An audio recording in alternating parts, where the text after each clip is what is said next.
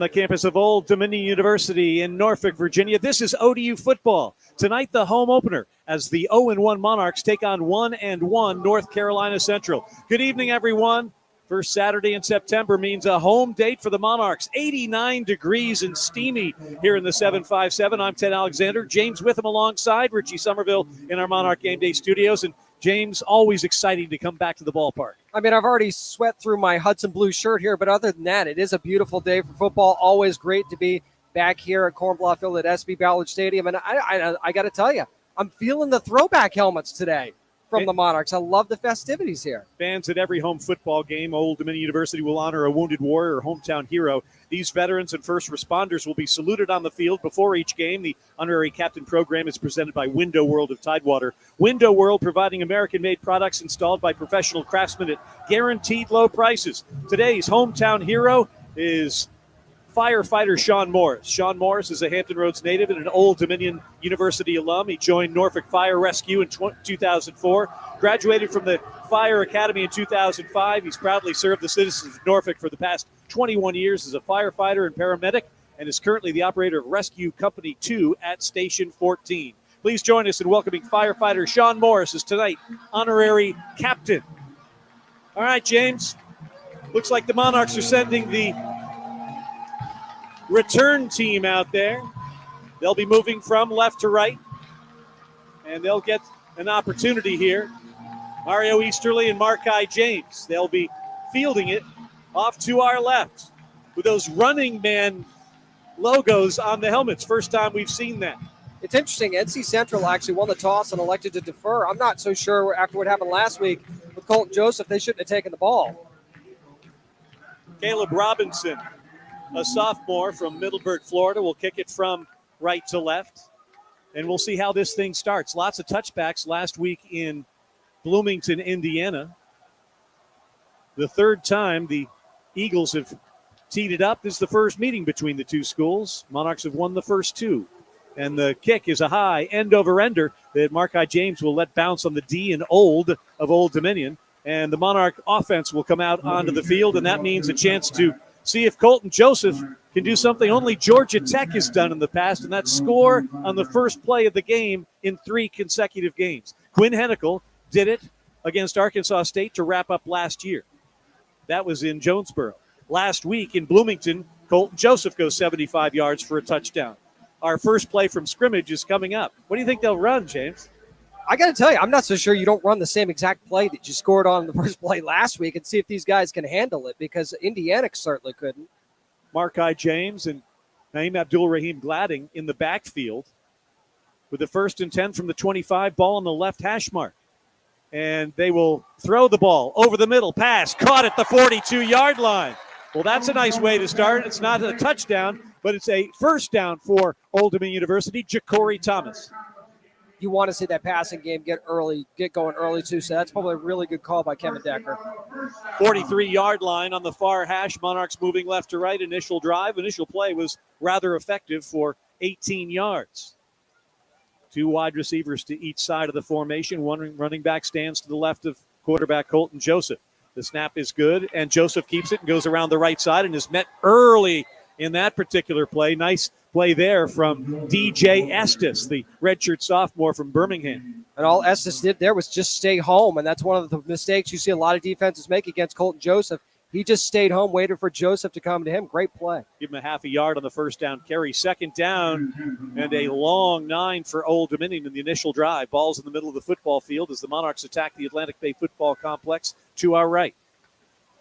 Joseph, play action pass. Little dump pass complete at the 48-yard line. And this, again, is Ja'Cory Thomas. He gets into Eagle territory at the 45 for another first down. They're giving these receivers for the Monarchs a lot of respect, a lot of room out there. And Colton Joseph's just taking what the defense is giving him at this point. That actually was Naeem Abdul-Rahim Gladding on the reception. But the stakes move, and the Monarchs are moving quickly with a first down from the Eagle 44-yard line.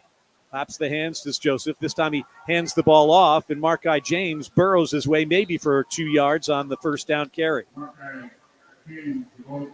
This is a pretty stout North Carolina Central defense, too, so there's not going to be a lot of room between the tackles, I don't think, today. Christian Smith is the man in the middle for North Carolina Central. Monarchs with a 2nd down and 8 from the 42-yard line of NC Central. 89 degrees and steamy here in Norfolk, Virginia. Little breeze blowing. Calm down now. Joseph claps the hands, has the snap. Play action pass once again, looking deep over the middle. Now looking to the far side. Now running for his life. Now he's going to fumble the football. It's on the ground. We'll see what happens. I think North Carolina Central fell right on it. Wisdom Sims, I believe, is there for our visitors from Durham. And the 4th turnover of the year for Colton Joseph means North Carolina Central's in business to start this contest in Norfolk. I mean, it's great when Colton tries to make a play, but when you're in the wash like that, you got to protect the football. Colton held it out a little bit too long as he was stumbling, and they just tomahawked the thing right out of his hand. Went to the 1st, 2nd, and 3rd read on that one. Very close. It's not like he was 7 or 8 yards back in that type of drop back. He was right behind the offensive line, and you mentioned it perfectly, James. The wash got to him. He fumbles it. First turnover of the contest comes on the first drive, and it's 1st and 10 for the Eagles, who come in again at 1-1. They average 20 points a game, 163 yards rushing, 179 passing, and that means Walker Harris, the 6'1", 195-pound redshirt senior, the left-hander from Wake Forest, North Carolina, the starting quarterback, and keep an eye on Christian Mosley, the 5'11" redshirt senior running back from Fort Worth. A lot of read option from this team, so you'll see something very familiar. Ball's right in the middle of the football field as the Eagles move from right to left. Hand the ball to Mosley off right tackle. Breaks it back inside and gets 8 yards out of the first down carry into Monarch territory at the 48-yard line. And you can see that he's not just a quick runner. He is a powerful runner, too, leaning forward, keeping the legs churning, everything you want to see in a great running back. They'll mark it at the 47. Give him 8 yards on that first down carry. 2nd and 2 for North Carolina Central, who caused a Monarch turnover on the first possession, now trying to take advantage. Rolling near side. Harris, the throw is caught on the far side at the 44-yard line. Quickly shuffled out of bounds as Rufino Van Gates. He almost gave the first down up a little bit there. He started running backwards, but got just enough to move the chains. They moved it to the 43-yard line, and the chains move deeper into Monarch territory in this initial drive for North Carolina Central. No score, 11:53, turning clock first quarter here in Norfolk. So a solid run and a pass completion. And here's another run for Mosley. Gets past the first wave and dives inside the 40 to the 38-yard line. Got to see more first contact from the Monarchs there. Mosley's allowed to get past the first tackler and into the second level. Linebackers have got to do a little bit better job there wrapping up. Again, no huddles from anybody in this neck of the woods at this hour of this Saturday. That'd just be crazy talk. Come on. 2nd down and 6 for NC Central out of the MEAC. Play action. No, they hand it to Mosley straight up. They got plenty of the room, and first down to the 31-yard line. Looks like he lost it. Somebody lost the helmet. Was that Mosley? It was not. Looks like one of the linemen. Yeah. So he's going to have to come out for a play. That's the right tackle, Jaquan Sprinkle. All 5 offensive linemen returning for the Eagles. And if there is a group you want to stay together and learn how to play together, it's the offensive line. And in the portal world, that's really impressive. They were able to get them all back. 1st and 10 from the ODU 32-yard line. North Carolina Central looking to strike first, but there's a nice play. Seth Nawatala getting into the backfield for a nice stoppage on that first down run by Arthur Rogers. And that's what we were not seeing a couple minutes ago. Getting that penetration, not allowing them to get to that second level. Great play by Seth. Jason Henderson not starting this game for Old Dominion, the 2-time All-American coming back from that knee injury. Did not start, played last week, had 5 tackles against Indiana in Bloomington. 2nd and 11 after the tackle for loss from Seth Nawatala. Ball's on the near hash mark as the Eagles of North Carolina Central travel from right to left. Harris barking instructions, moves the tight end to the far side. Now he's back to throw, looking, pressure on, ball batted down. Batted down by the Monarch defensive line. If he'd pull his jersey down, I'd be able to tell you who it is. Is that Cole Daniels? I mean, it is hard to see with those white numbers, too. That doesn't help matters. But, I mean, great getting the paw up there because that play was wide open in the middle of the field. And this is where you want them in 3rd and long. This is not a comfortable situation for the Eagles. It was Cole Daniels on the batted pass, so it's 3rd down and 11 for the Eagles. They need to get to the Monarch 22 to keep this drive going. Monarchs some changes, the defensive backfield. Harris alone in his. He brings the tight end in motion to the near side. Barking instructions, has the snap, 2 steps, pass on the slant. It's caught short of the first down. Getting popped on that particular play is Chance Peterson. He'll be short. He'll be at the 25, so we're looking at a 42-yard field goal attempt, and we'll see if Trey Oliver decides to be aggressive here, and that's what he's going to do on a 4th down and 2. Well, Caleb Robinson, their kicker, has not attempted one from more than 40 yards so far this season, so that might have something to do with it. His one miss was from 31. He's also had one blocked. Coach Oliver doesn't want to see any of that. Ball on the near hash mark at the ODU 24. Need to get to the 22 for a North Carolina Central first down. Fans coming alive here on a Saturday night in Norfolk. Hand the ball off to Mosley. Mosley gets popped and he's short of it. What a play on 4th down by a host of Hudson blue-clad Monarch defenders. And what a great time to have your best play against their best player, because there was no room there at all, and the Central offense just ran right into the teeth of the Monarchs defense. Jaleel Galbraith, also Jerome Carter, part of that defensive swarm around Mosley on the 4th and 2 that got one. I mean, just pick a guy. You could have given it to any of them on that play. It seemed like everybody was on the ball. So the Monarchs had a nice drive going before fumbling near midfield. The Eagles had a decent drive going until they were stopped by the Monarch defense on a 4th and 2 in the red zone. Timeout on the field. 9:16 to play in the first. Old Dominion and North Carolina Central just underway from Norfolk and scoreless on the ODU Sports Network. Now this from Team Monarch partner Pepsi. Pepsi, now that's what I like. How we doing over there? We good? We all connected? Well done. Well done.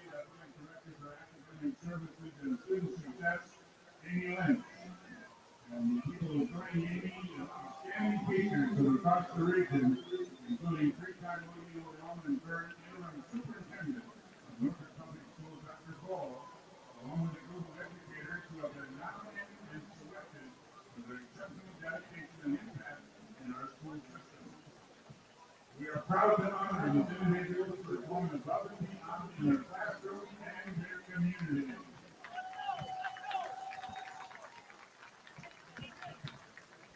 As you grow, when the group enters the field, we ask all teachers and educators in attendance to please stand and be recognized. And then, please join the College Football Playoff Foundation, the Sunbelt Campus of Michigan University, in celebrating extra yards for teachers.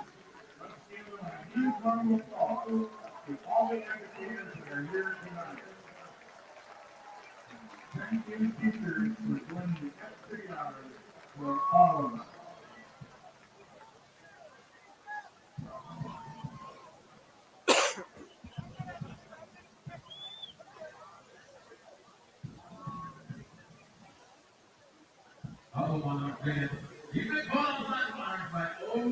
Monarch football on the ODU Sports Network. ODU versus North Carolina Central. Today's game is presented by Team Monarch partner Centera. Ted Alexander, James Witham. Glad to have you along on this Saturday night. Andy Mishaw on the TV side.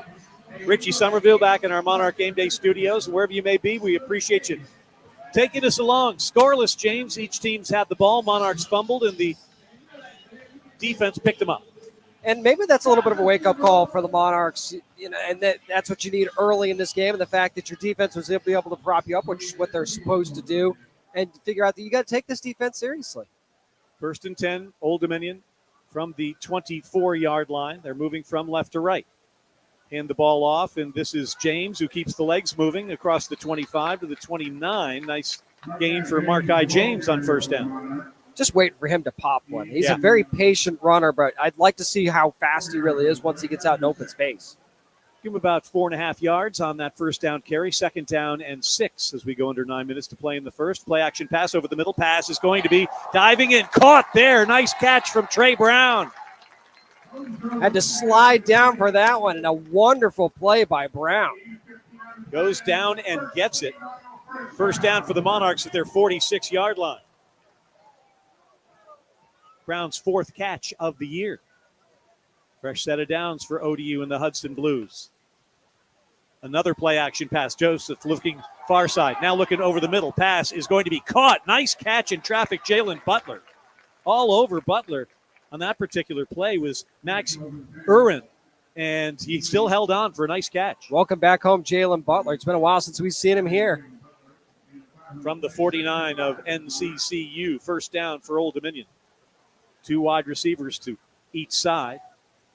Markai James to the right of the quarterback, Colton Joseph. Snap is good. Comes near side. Pass quickly caught by Brown. Can't make the first guy miss, and that's good defense. All over Trey Brown there. Got to get that first block, and it was not gotten. And coming up with the play was Jelani Vassell. And it's funny, I think that's the first time we've seen that play all year. They didn't run that at all against Indiana, but that's been a staple of this Kevin Decker offense up to this point. Yeah, a broken staple. I haven't seen that work well very often. I was going to wait for you to say that. Thank you. From the 46-yard line, third down, and about 2 need to get to the 44. Chance to stay on the field for the Monarch offense in a scoreless ball game halfway through the first quarter. Joseph fakes the clap, now does the real clap, has the snap, looking near side. Pass is going to be caught and dropped by Jalen Butler. It'll be fourth down. Got to make that catch. Definitely have to make that catch. Hit him right in the bread basket. Wasn't quite able to complete it, but it does set you up for a fourth and short. It looks like they're going to bring Ian Brandt They're out. bringing Ian Brandt on. Hopefully they can pin the Eagles back and then have the defense do its job. So a conservative play call from head coach Ricky Ronnie, bringing Ian Brandt out. Brandt had a nice game last week. He certainly did. I mean, averaging over 50 yards a kick, which is about 15 more than he averaged last season. And this is on 6 kicks, too. Snap is good. Back spinning, end over ender. Fair catch called for and made at the 8-yard line. And so they accomplish the mission at this point as Darrell Taylor make the snag for the Eagles. And it'll be North Carolina Central football. First down from their own 9 when we come back. 7:21 to go. No score. Old Dominion and North Carolina Central on the ODU Sports Network.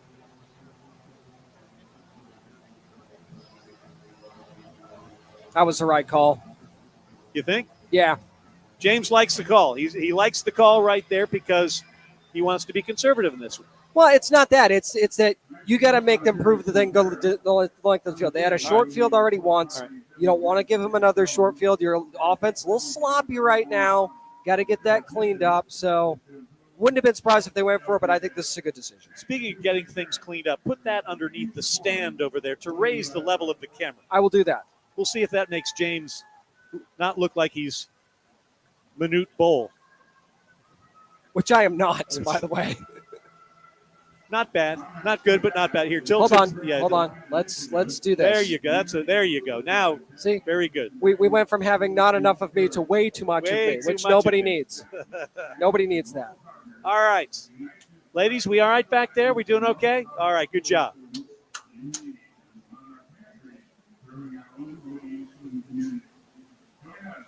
We could always just have someone fly a drone in here at all times and do it that way. Absolutely.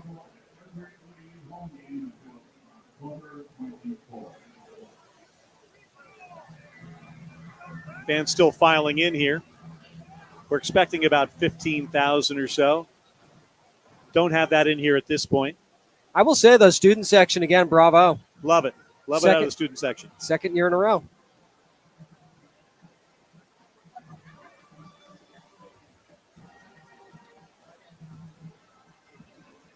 Shout out to our T kid to begin the 2025 season, Carly Copeland from Virginia Beach.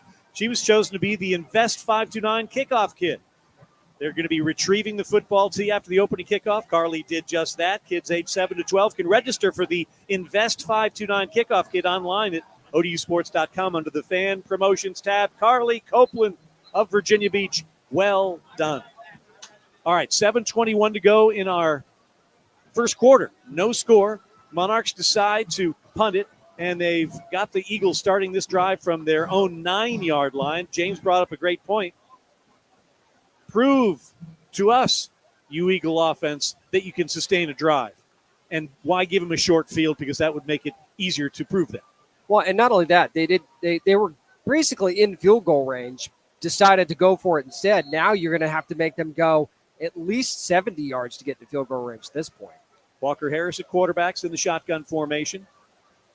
Mosley to his right. Mosley's shown us something that first drive. He's got the carry this time, and this time the Monarchs are saying, forget about it. They said forget about it on fourth down when they stuffed him, and they stuffed him right there on first, a loss of a half a yard. Yeah, I think the vision from that second level of the Monarch linebackers is starting to get a little bit better. They're starting to see those holes a little bit quicker. Closing a lot quicker for Mosley right now. 2nd down and 11. So 2 steps away from his own end zone.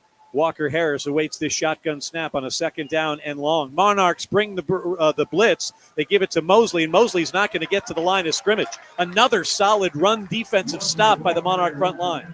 Seth Nawatal is starting to feel it now because he tracked down Mosley again on that one. They had Steiger coming from the near side, his cornerback position, should that have become necessary, but everybody else was pursuing that way as well. 3rd down and 11. They need to get to the 19. They'd love to do this to give their punter a break, but we'll have to see. Can the Monarchs get off the field on 3rd down? It's been a problem for a year and a half.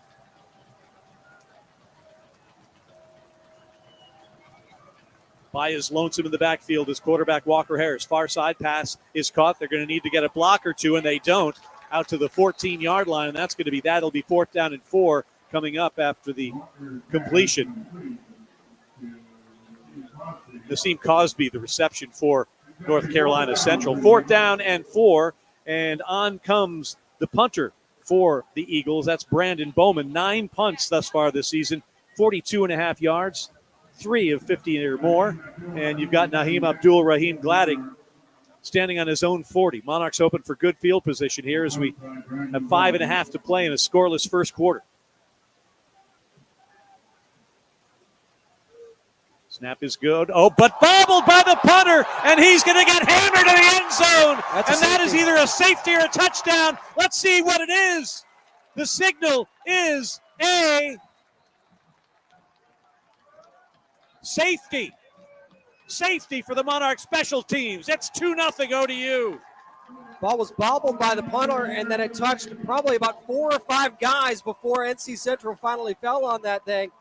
That'll get this crowd going. Little special team score to dent that scoreboard with 5:29 to play in our first quarter. Monarchs 2, North Carolina Central nothing. Back to Cornblau Field at SB Ballard Stadium in a moment. This is Monarch football on the ODU Sports Network.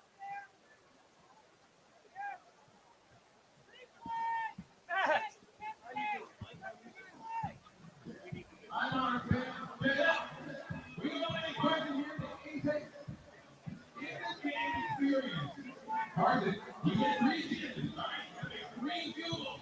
One for the 5-yard line, 10-yard line, 15-yard line. You can go 3. You're taking on the 25-yard mark for our friends at 8-pack. Carson, are you ready? Everything good? No. All right, Carson, and 3 together. 3, 2, 1. Let go. Oh, he got one. He got one. He got one. You get the second one, right? 10-yard line. Let's go with 3, 2, 1. Anything you'd like me to effort? No, I don't think so. Okay, just let me know. Coming up, we're going to have a word about the Surf Foundation. Today is the Blue Out to beat prostate cancer. Of course, it's hit close to home for a lot of folks, and we are celebrating those folks here at the ballpark today. Thanks to the Surf Foundation. They do great work throughout the year, and this year's no exception. We've seen a lot of them today on campus in Kaufman Mall and here at the stadium as well. That's right. I mean, the importance of getting tested and getting tested early and all of those things is something that should definitely be on your mind if you're, of that age or you've got family history. Richie, what break is this? Thank you.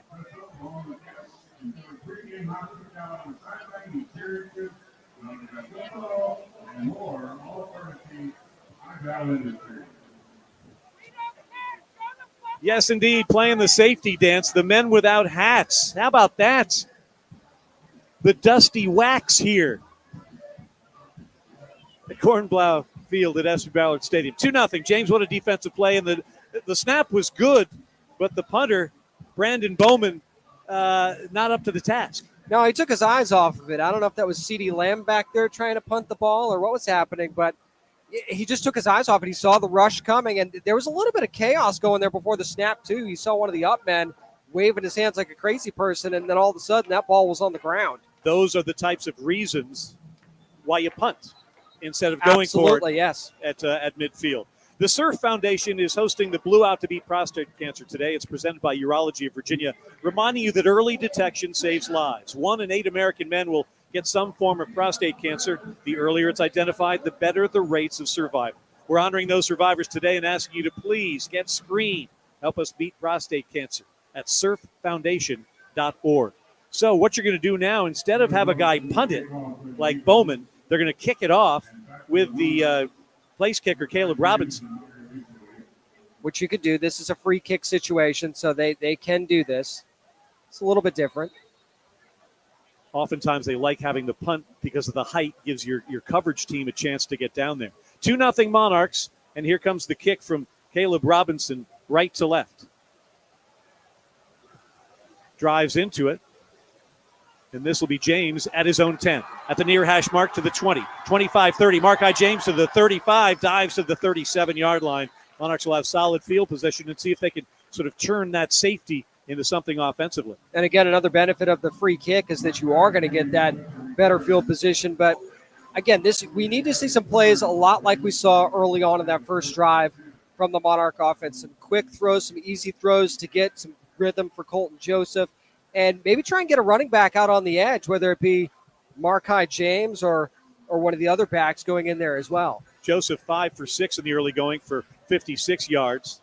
Marki James 2 carries for 7 yards. See if that running game can get going.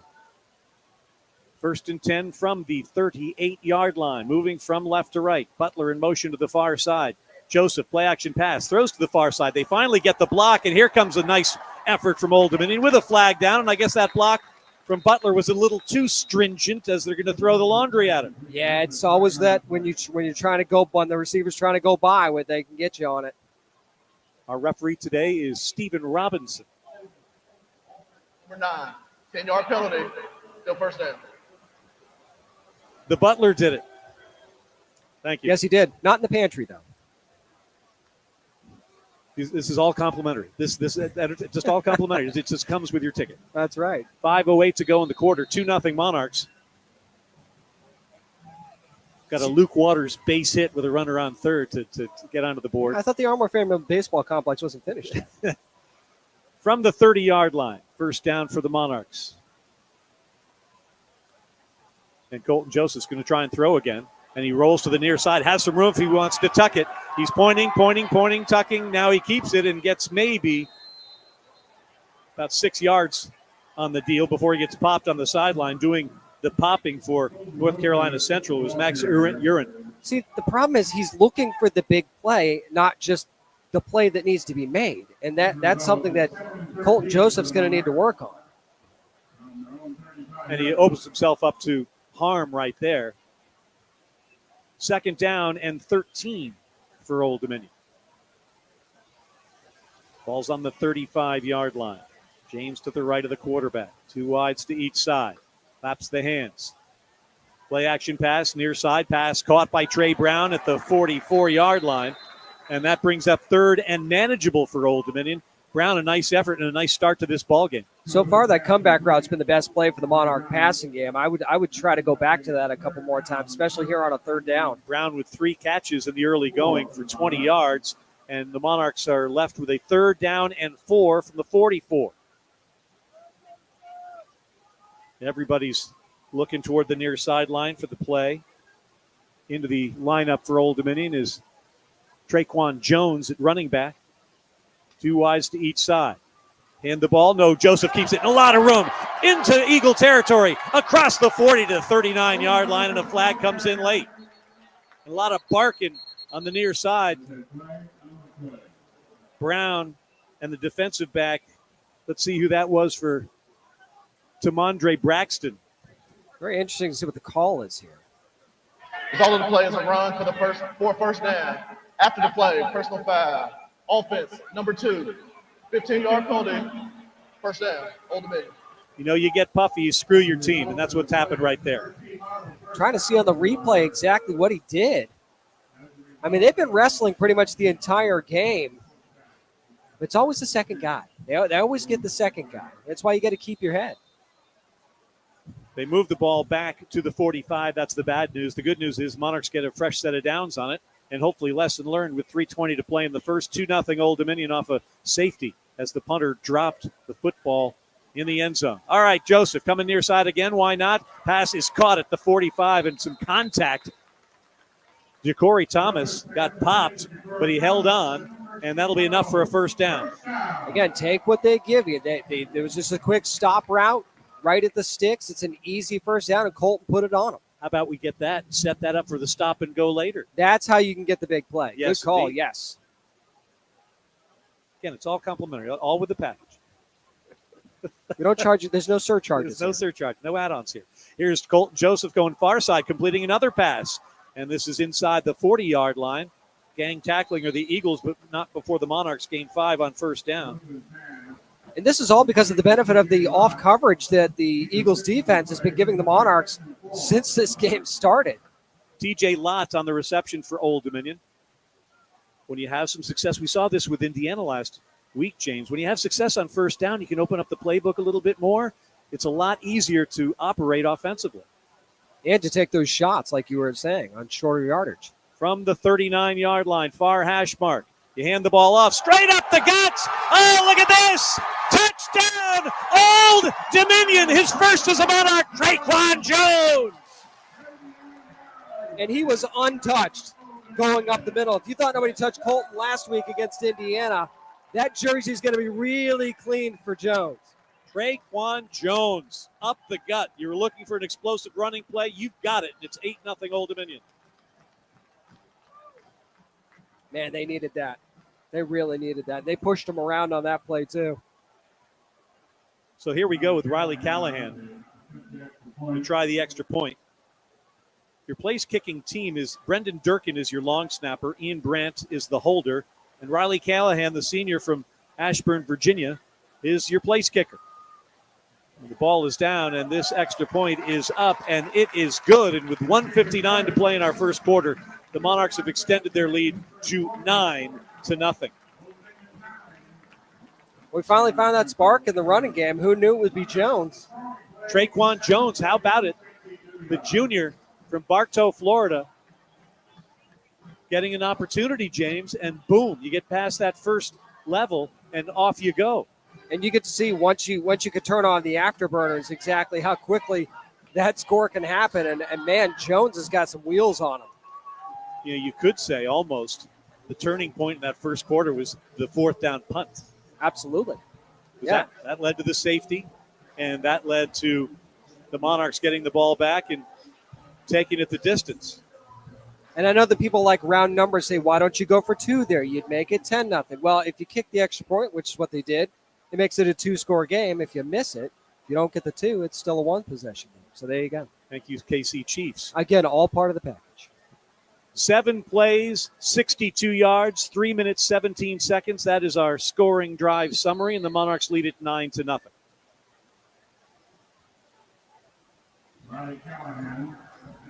Callahan will kick off. Mosley among those ready to return it, along with Rafino Van Gates from the far hash mark. Callahan, end over end kick toward Van Gates. He takes it at his 1 yard line on the far side across the numbers to the 10, 20, 25. Van Gates to the 30, and they get him out of bounds at the 36-yard line. Van Gates has some speed to him. Oftentimes a punt returner. That time he takes the kickoff and gives the Eagles some decent starting position for this next drive as they trail 9-0. I mean, who would you rather kick it to, Van Gates or Mosley, who's usually back there with him? It's kind of like, pick your poison on a play like that. 2 of the fastest guys on this Eagle roster, and that's where you put your kickoff return guys. All right, now you got a chance if you're the Monarch defense to take the air out of the balloon here a little bit. NC Central was feeling themselves as the game started. They made some plays. Now their back's up against the wall. What are they going to do? 1st and 10 from their own 38-yard line. Far hash mark, moving from right to left toward the student section, which is jumping here tonight. Well done, students. Walker Harris completes it to his tight end, upended across the 40 to the 42. They like using their tight ends, and that was Luke Bracey making his third catch of the year. And that was their settle down play, easy play for Walker Harris to kind of get him going because he's been struggling so far up to this point. Give him 4 yards on the first down pitch and catch. 2nd and 6 for NC Central from their own 42-yard line. Ball's now on the near hash mark. Harris is a left-hander. 4 for 5 passing thus far. Points at the coverages, barking instructions, has Mosley to his left, 2 wide receivers to the far side. Hand the ball off to Mosley. Mosley has some room on the far side across the 45 to the 50 into Monarch territory. Finally dragged down at the 49-yard line of Old Dominion. A solid first down run from C.J. Mosley. As if he hasn't shown us enough already. That was the patience from from Christian Mosley right there because he waited for that play to develop and found that hole right between right tackle and right guard. Davon Isles brought him down. C.J., it's a different team, C.J., different level of football. First down from the ODU 49-yard line. Eagles trying to answer the Monarch touchdown. Cutting to this 9-0 lead. Harris back to throw. Gets out of the pocket. He's pressured. Running for his life. Gets tackled behind the line of scrimmage. Sticking with it right there. Not sure if they'll call it a sack, but nice play from Jalil Culbreth. Yeah, he does get outside the pocket, so I'm not sure if they will call that a sack or not, but it was definitely behind the line of scrimmage. Are you saying we shouldn't call it a high-val jacked-up sack? I actually think we should call it a high-val jacked-up sack. I don't care what the scoring is. So let's remind people to go to highval.com for all their hydraulic needs. Should it be a high-val jacked-up sack? See, that's the best plan of all right there. 2nd and 11 coming up, and that's going to bring us to the end of quarter number 1. 15 minutes in the books here at Cornblau Field at SB Ballard Stadium. Monarchs 9, Eagles nothing. Second quarter coming up right here on the ODU Sports Network. We reach the end of the third quarter with the score, Monarch 9, North Carolina Central nothing.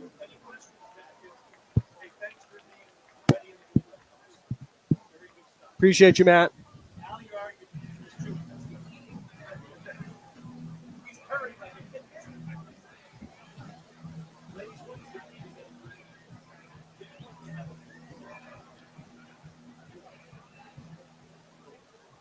Ladies and gentlemen, welcome to tonight's Southern Blowout, the official kickoff event of Prostate Cancer Awareness Month. Throughout September, ODU Athletics is proud to partner with the... See, now we're cooking. Everybody was a little nervous at the beginning, a little antsy, a little nauseous. Everybody's fine now. Everybody was a little bit nauseous. It's fine. Tonight, the Surf Foundation is honoring artist coach Jeff Jones for his courageous efforts in raising awareness by sharing his... Are we tracking your vitals or anything over there? Or? I'm good. I know most people don't believe me when I say that, but I'm good. Really? That's juicy.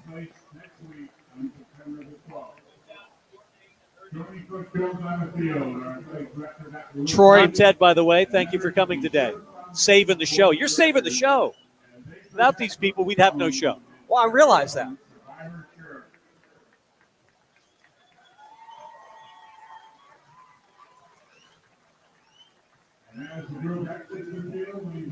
Monarch fans, it's football time. Before the touchdowns and tailgates, make sure your game plan includes a safe ride home. Call a cab, hop in a lift, or tag a designated driver. No flags on this play. Visit whatsyourgameplan.org to pledge to drive safe and sober. Keep it a win-win. This message is brought to you by Drive Smart Virginia and the Virginia DMV's Highway Safety Office. Ted Alexander, James Witham, here in Norfolk, where the Monarchs will take a 9-0 lead into quarter number 2. First quarter numbers. Colton Joseph, 9 for 10 for 83 yards. His long completion was 18. Trey Brown, 3 catches. Ja'Cory Thomas and TJ Lott, 2 receptions each. In terms of rushing, how about Traquan Jones? 1 carry, 39 yards, touchdown. That's how you do it. That's exactly how you draw it up. On the other side, again, struggling quarterback for NC Central, Walker Harris, 4 of 5 for only 24 yards, a long of 9. But C.J. Mosley, 7 carries, 28 yards for the Eagles, kind of keeping them in this thing. For those that have the second screen available, we're doing our booth cam live from SB Ballard Stadium here today. And with the help of Lauren Rivera Galvez and Yasmin Edwards. We are up and running on the ODU Athletics YouTube channel, on the ODU Athletics Facebook page. And now the Eagles of North Carolina Central face a 2nd and 11. Nose of the football touching the 50-yard line. Their maroon helmets, white jerseys, maroon pants will be moving left to right towards the Atlantic Bay Football Complex in the second quarter.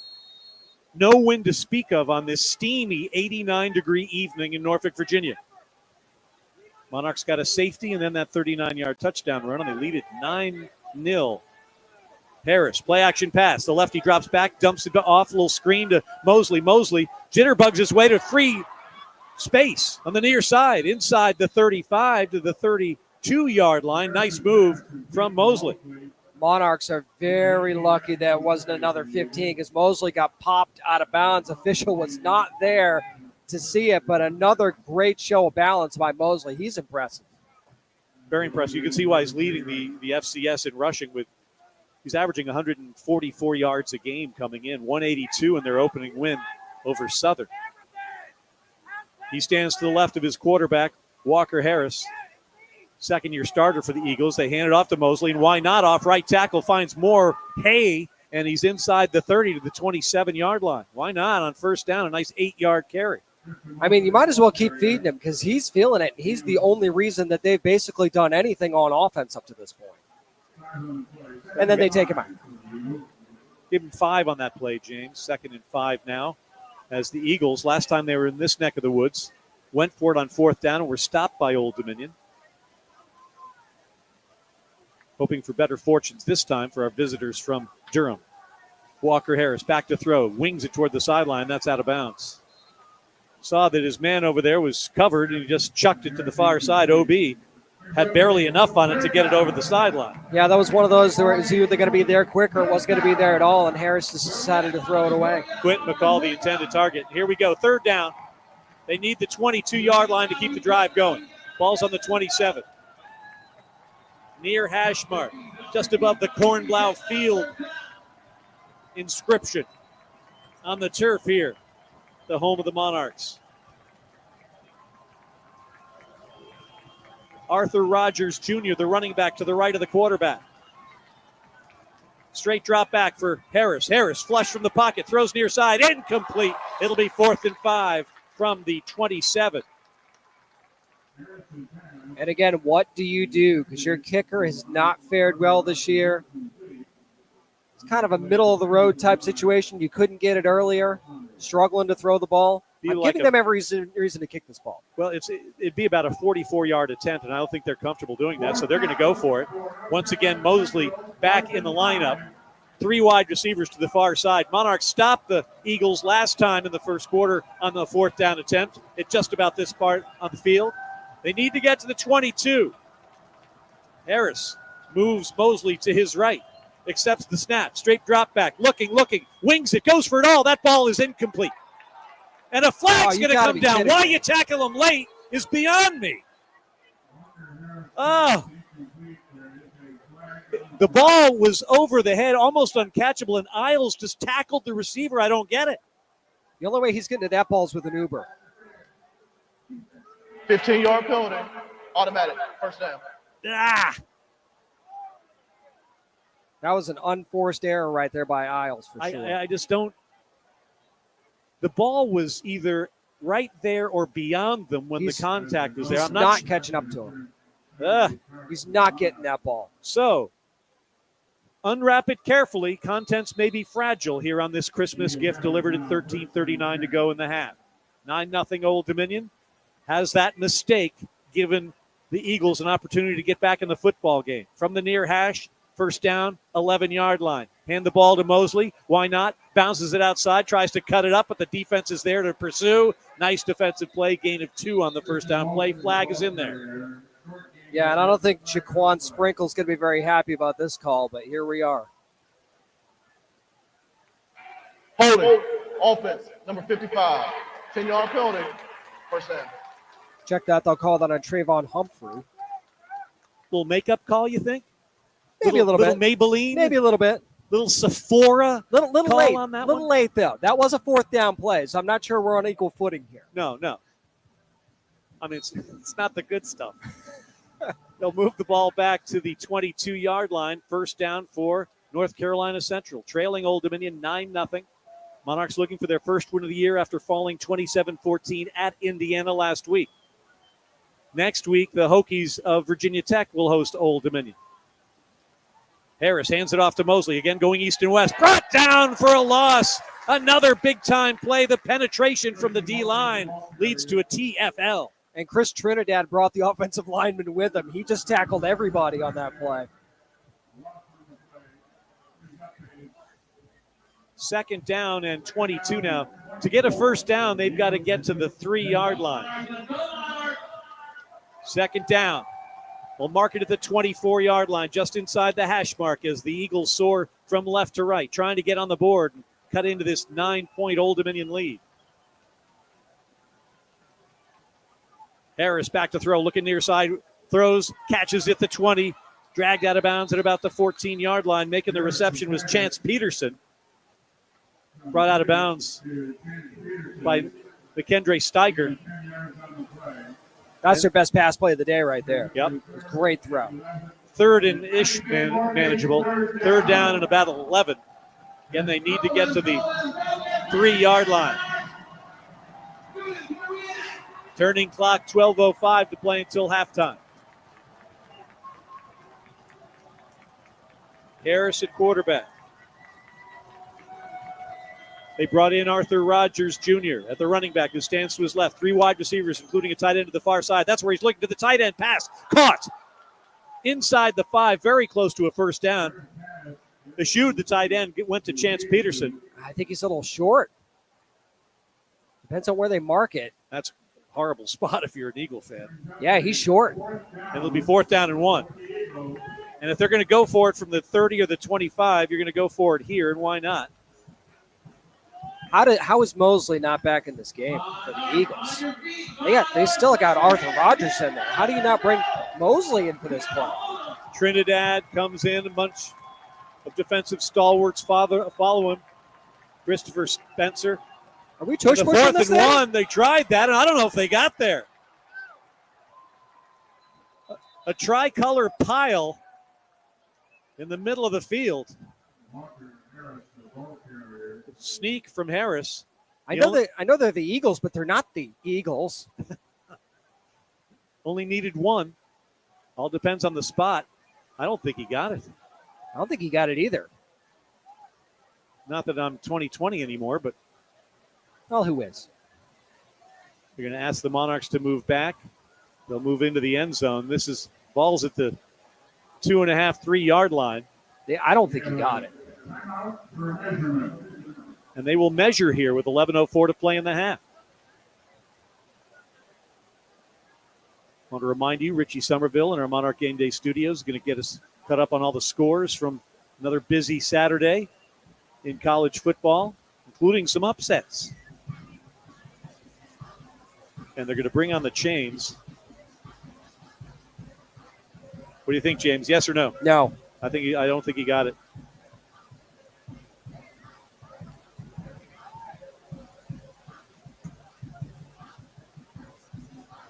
Spend a lot of time. All right, here we go.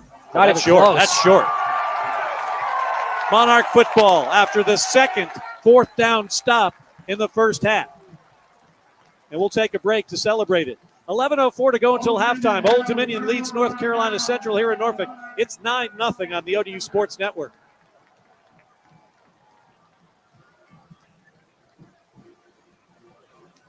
I think James has a great point here, folks. Mosley's the leading rusher in the country for FCS. Why not give him the football in any of these scenarios? They tried on the first one, the Monarchs stuffed him, but not since.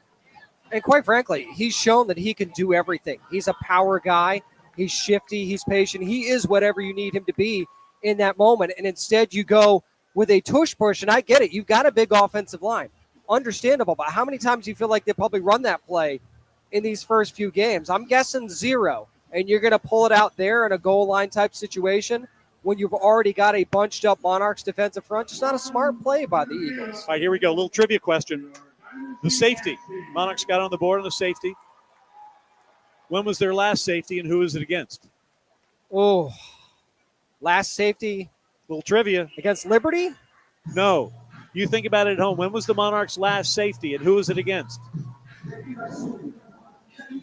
Ask me if it was last year. Was it last year? No. Didn't think so.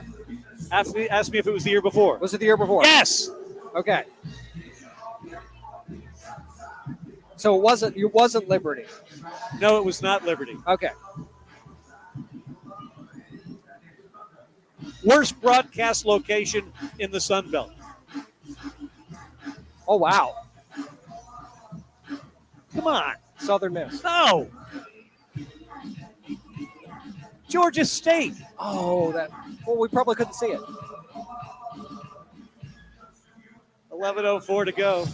Another goal line stand. Hey, they had a couple of those last week, James, against That's right. Indiana. We shouldn't be surprised that they really bow up when it comes to red zone defense. They've done it for the second time here this evening, and they'll get the ball from their own 2.5-yard line with a 9-0 lead. And on the flip side of that, the Eagles were only 71% in the red zone. They are not very good in that situation, only 43% touchdown. So Monarch red zone D does it again, but you still have to be careful here in the shadow of your own goal line.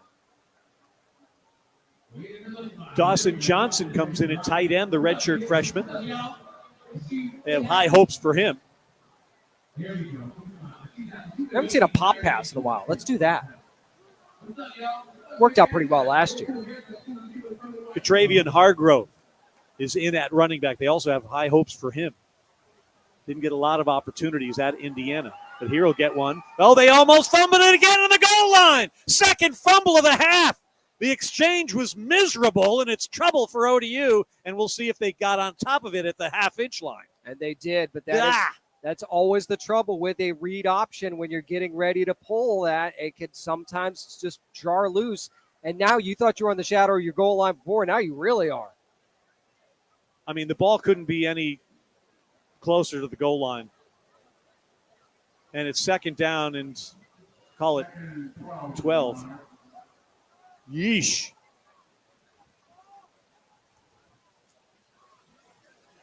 Oh, they got him. They got him offside. Free play for Joseph, who's going downtown toward Brown. Diving catch at the 45. How about that? Trey Brown and his band of renown. What can Brown do for you? Run right under that football and snag it for a huge play by the Monarchs. And we'll see what the penalty is, but we thought it was one of those classic free play for Joseph. Hoisted up down the left side, and Brown soars and snags. And it was offside, by the way, on NC Central, so that one will count. Brown asking for applause and receiving it. Why not? Trey Brown. And it's such an important lesson there of play till the whistle, even if you see laundry flying around. And he was burning on that thing. First down, Old Dominion from their own 46-yard line. 10 minutes to go in the half. They lead it 9-0. Ball's on the near hash mark. They're driving toward the student section. You hand the ball to James, and he gets maybe a couple of yards. That's kind of one of those settle everything down plays. Get what you can on that one. You just had a big play. So you're going to call it a settle everything down? Yeah, you got it. Sometimes guys get a little too hyped up. Mistakes Okay, so let's can be just made. let's just have a 3-foot gaining play. All right. Well, we've had a few of those. All right, they're settled now. Second down and 9. Dawson's in motion. Handoff. Off left tackle. Hargrove gets a couple of yards. It'll be 3rd and long coming up. Got to capitalize on that big play, though. Now, Dawson Johnson's a 6'3", 230-pound redshirt freshman transfer from Florida. He's in on this series. We'll see if Joseph thinks about him on this 3rd down and 8 play. Need to get to the Eagle 44-yard line to move the sticks. Ball's on the near hash. Monarchs in the Hudson blue helmets, jerseys, and pants. High snap gathered in by Joseph. Looking near side. Now he's going to go down. First sack for North Carolina Central. Comes back at the 40. That was a coverage sack. Joseph really had nowhere to go with the ball, nowhere to get outside the pocket either, so he just ate it. And I know the idea is to unload quickly, right? But these drops are minuscule. I mean, he's going back, 2 yards, 3 yards from the line of scrimmage, so it's not as long a journey for these D linemen to get to him. But at the same time, I mean, you got to try and keep the pocket clean a little bit longer to be able to make those throws because nobody was getting open down the field. Ian Brandt on a 4th down and 16. Snap is good. And a low punt, almost dropped it. It's a roller from right to left. It takes a Monarch bounce inside the 35. Yow. It's almost like it fell out of his hands, found a little bit of shoe leather. He towed it like Charlie Brown hopes for, and it head over tea kettles it way inside the 40 to the 37. Special teams. That's why they call them special. 7:58 to play until the half. It's 9-0 Old Dominion. We need a break and a sip of something. You do the same. This is the ODU Sports Network. What the hell's going on? You know what's going on because you've seen this movie before. True. Yikes, stripes. All right, so I'm thinking with about 5 to go, that's when I'll go down. Okay. I mean, I think it's too early to do it now. And once again, so you are on 6. It's already turned up. I will just turn it on when I'm down there. Okay. And I'll just jump in when I have a chance, whenever you pause. All right. Folks, what we're doing is with Andy doing the ESPN Plus telecast, James has made his way to the booth, but we still want to interview Ricky Ronnie at halftime and the postgame stuff too. So with about 5 minutes to go in the quarter, which 3 minutes from now, game time, he's going to abandon ship here. He's going to rappel down the front side of the building and get down to the sidelines. Not quite Spider-Man-like, but I do my best. I'm going to ask you your food for thought.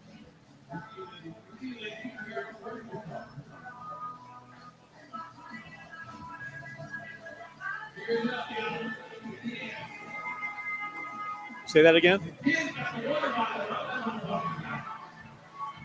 Yes.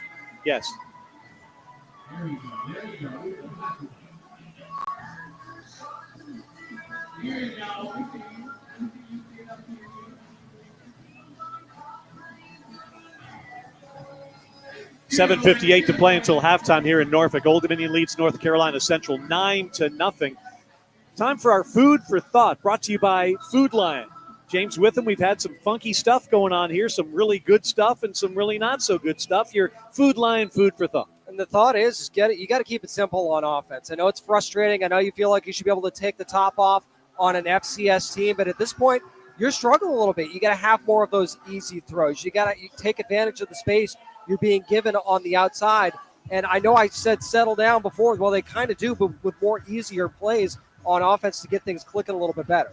I didn't get a look at the replay on the punt. It looked like he might have had it slip out of his hand or something before it got to his foot. Yeah, but luckily he kept his composure. It definitely got funky. Hit the line drive. And here's a 1st and 10 carry for Mosley. Again caught behind the line of scrimmage. Penetration coming this time from the Monarchs, Jeremy Mack Jr. And that was the first time they actually got a shoestring tackle on Mosley. That hadn't been taking him down up to this point, so a good play by Mack to stick with it. They'll say no gain on that one. 2nd down and 10. For the NC Central University Eagles, out of the MEAC, they're 1-1 this year. And they trail Old Dominion by 9 with 7.5 to play until halftime. Harris hands the ball to Mosley again makes some people miss here, and he gets to the 40-yard line. That'll bring up a 3rd and 4. His lateral movement is so fast. With a Monarch down. That looks like Zion Frank. The wrapping on his left hand and wrist area is less noticeable than last week, although perhaps because it's Hudson blue also and it blends in with everything. Could be that. It looks like it might be less thick. Oh, it's definitely less. You can tell from here it's definitely less. Athletic training staff helping him as he walks off the field, and we've got another timeout. 7:09 until halftime. 9-0 Monarchs. Old Dominion football. The home opener continues live in a moment on the ODU Sports Network. All right, I'm going to go now. They won't take another timeout between now and 5 minutes. Okay. Richie, what break is this? Okay. Okay. Yeah, 13 will be the 2-minute warning.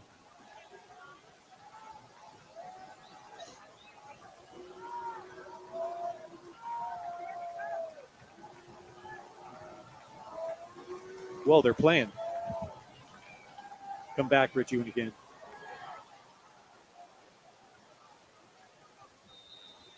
Well, they decided to play on despite the Red Hot waving his arms furiously, and it's a pass that's going to be a good for a first down out to the 49-yard line for Walker Harris.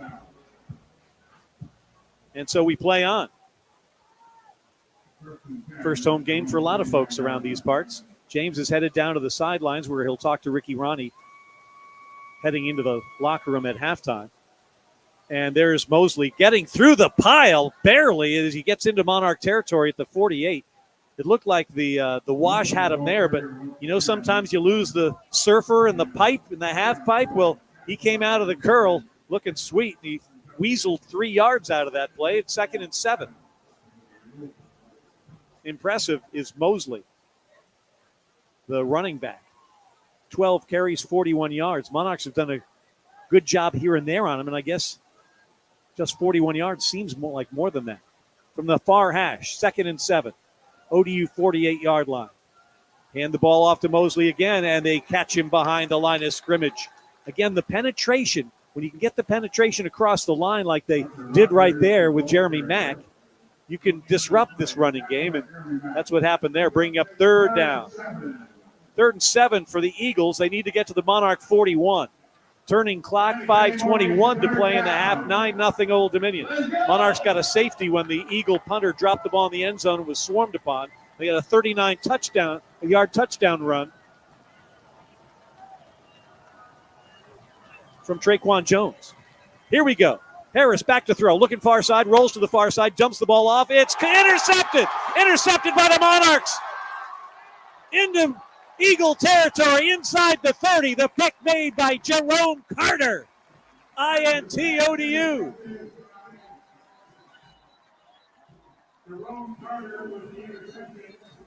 Overthrown was the receiver on the 3rd down and 8 play, but we've got a flag on the play. The officials, Stephen Robinson's crew, have gathered, and our referee will make the call. A lot of interest. Interception by Old Dominion. During the return, personal foul, blindside block, intercepting team, number 6, 15-yard penalty, first down, Old Dominion. All right, they'll call Zion Frink for the penalty there, and that's a really tough play. Because imagine, there you are, you go from defense to offense, you see your teammate pick the ball off, Jerome Carter, and if you're Frink, you're going to immediately go into blocking mode. And so they go into blocking mode, but sometimes the offenders are in the wrong position. Are we taking a timeout now, or are we not? All right, we're going to keep it here because we trust no one. Gives me an opportunity to tell you that every sack is a sack to give back. Food Lion Feeds has donated over 3.8 million meals to local food banks and college pantries through the Food Lion Feeds Sack to Give Back program. For every sack the Monarchs make this year, Food Lion Feeds will donate 1,000 meals to feed our neighbors in need right here in Hampton Roads. The Monarchs defense has come up strong when they needed to, with a couple of 4th down stops and that Jerome Carter interception. Can they cash it in to improve on this 9-0 lead with 4:56 to go in our first half? Each team has the full complement of timeouts, 3, and we'll see if we see a little more Traquan Jones or if Colton Joseph decides to take it up top.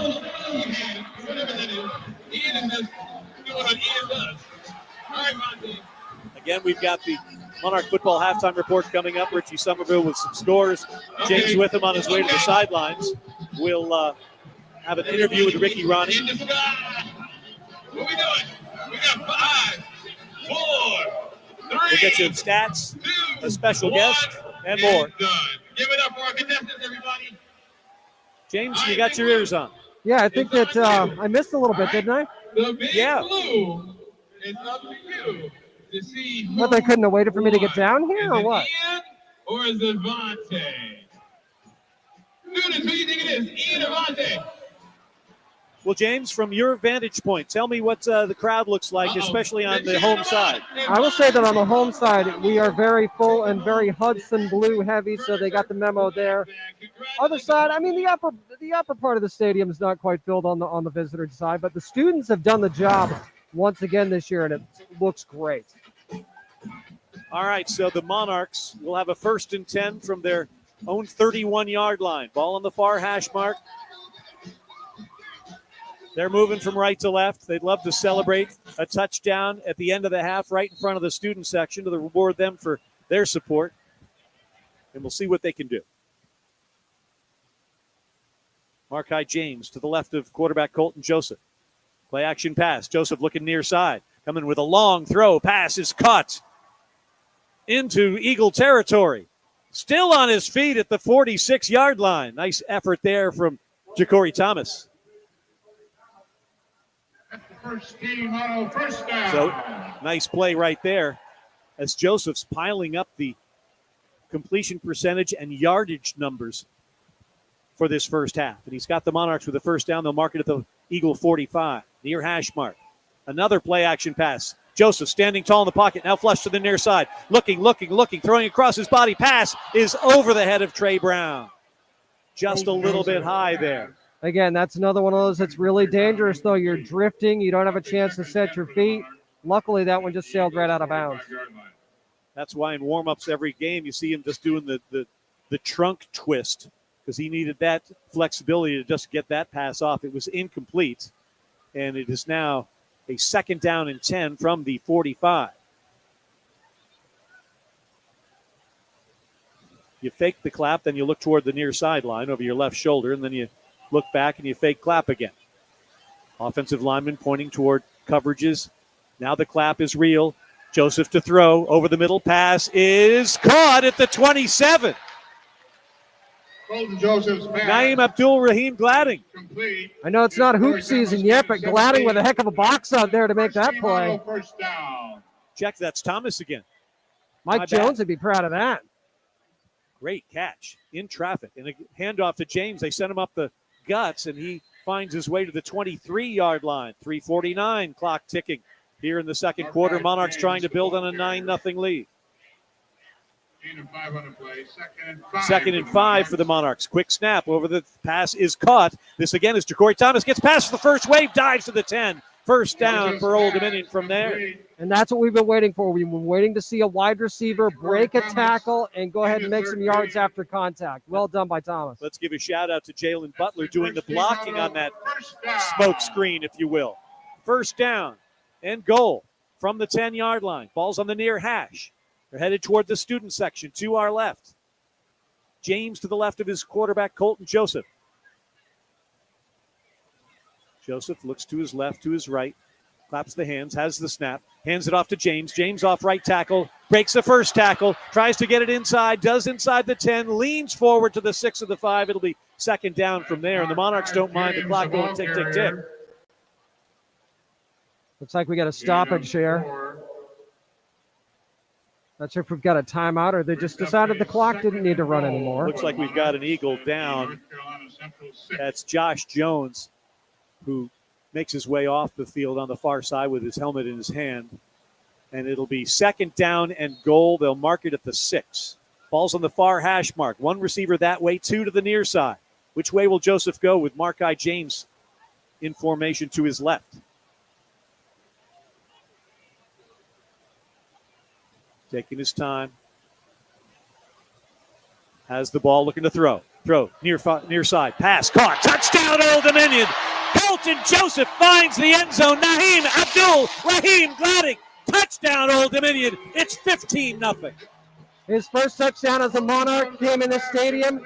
His first touchdown of this season also comes in this stadium for Gladding. Nicely placed throw right there from Joseph. A pass of 6 yards. on target and on time, James. And when you combine those things, cornerback on that particular play, Malcolm Reed had no chance. Man, this passing game needed that too. Not just that catch, but this entire drive. They looked impressive. All right, now they go into a funky lineup, and we all just take a deep breath while they finally get in the kicking thing because no one's buying that. I guess if they get a certain read, they're going to go with the 2-point conversion they got. Not that read, and here's Callahan to try and make it 16-0. His extra point is good, and he does just that. Callahan's kick is good. We have 2 minutes and 30 Yeah, I think that's just, how much are they really paying attention when you do a formation like that? And it's one of those few and far between type situations, but you'll take the one. 2.5 to play in our first half, 16-0 for Old Dominion. Our stats are down a bit, James, so we can't give you updated Colton Joseph numbers, but he started 10 for 11 for 128 yards, and he's piled some more on since then. I mean, he added several completions on that drive, and we finally got to see a little bit of life out of this wide receiving core where, I mean, they were making catches, but you weren't really seeing anything after the catch or any, significant separation. We saw a little bit of that on this drive, though. Hopefully that's a sign of things to come. But here's the thing, James. Isn't it silly for us to think that all these new players are going to be playing at 100% capability after 1 week or during the first week? Well, yeah, and I think part of that is fans get excited about the quarterback but don't realize that all the new faces that he's going to have to throw to this year. End-over-end kickoff is going to get into the end zone at the L&O, but they're going to bring it out from there across the 10, going east and west, trying to make a man miss, but that's a bad decision, and down will go Rufino Van Gates.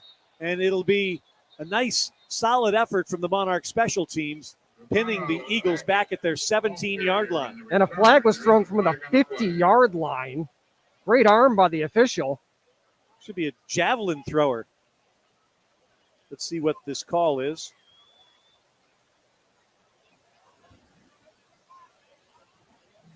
Half the distance would be the 8.5.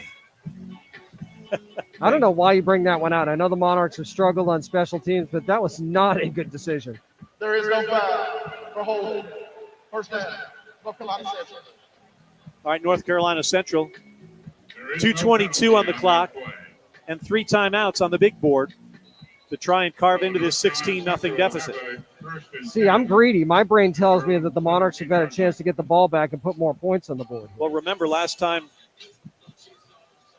quarterback Walker Harris threw the ball, it was picked off by Jerome Carter. That led to the Monarch touchdown to make it 16-0. Harris has Mosley to his right. See if they go aggressive to try and get something done. They're going to throw for it. Near side pass is caught and immediately popped down, but keeping on his feet. Look, spinning like a top with a flag down out to the 25-yard line. That is Rufino Van Gates. Van Gates. There is a flag on a play. Spinning like a, when you put the thing into the mixing bowl, into the goo. The goo being the old Dominion defense right there. See what the call is. Legal hit in phase. Defense number 9. 15-yard penalty. Automatic first down. Number 51 for North Carolina Central. That'll go against the Monarchs. DeAndre Lynch. Some hands to the face there and another gift for this Eagles team who's been struggling to move the ball. 2:12 on the clock. Fresh set of downs for Trey Oliver's Eagles. Come in 1-1. 4-1 in the MEAC last 3 seasons. Very successful MEAC and FCS team. Harris pointing out protections with a first down at his own 40. All 3 timeouts remaining. Play action pass. The left-hander back to throw. Now runs from the pocket. Flag is flying. Harris gets out to the 48-yard line, but let's check the flag in the area of holding. There is a flag on the play. Yeah, I think they're going to give it right back here. Offense, number 51. 10-yard penalty. First down. It's become a flag fest here the last couple moments. And a lot of those have been on the Eagles. I mean, just when it seems like the Eagles are getting a little bit of momentum on offense, out comes the flag and it sets them back, and they are not a team that can come back from penalties like that. As a result of the penalty, The Eagles have it 1st and 20.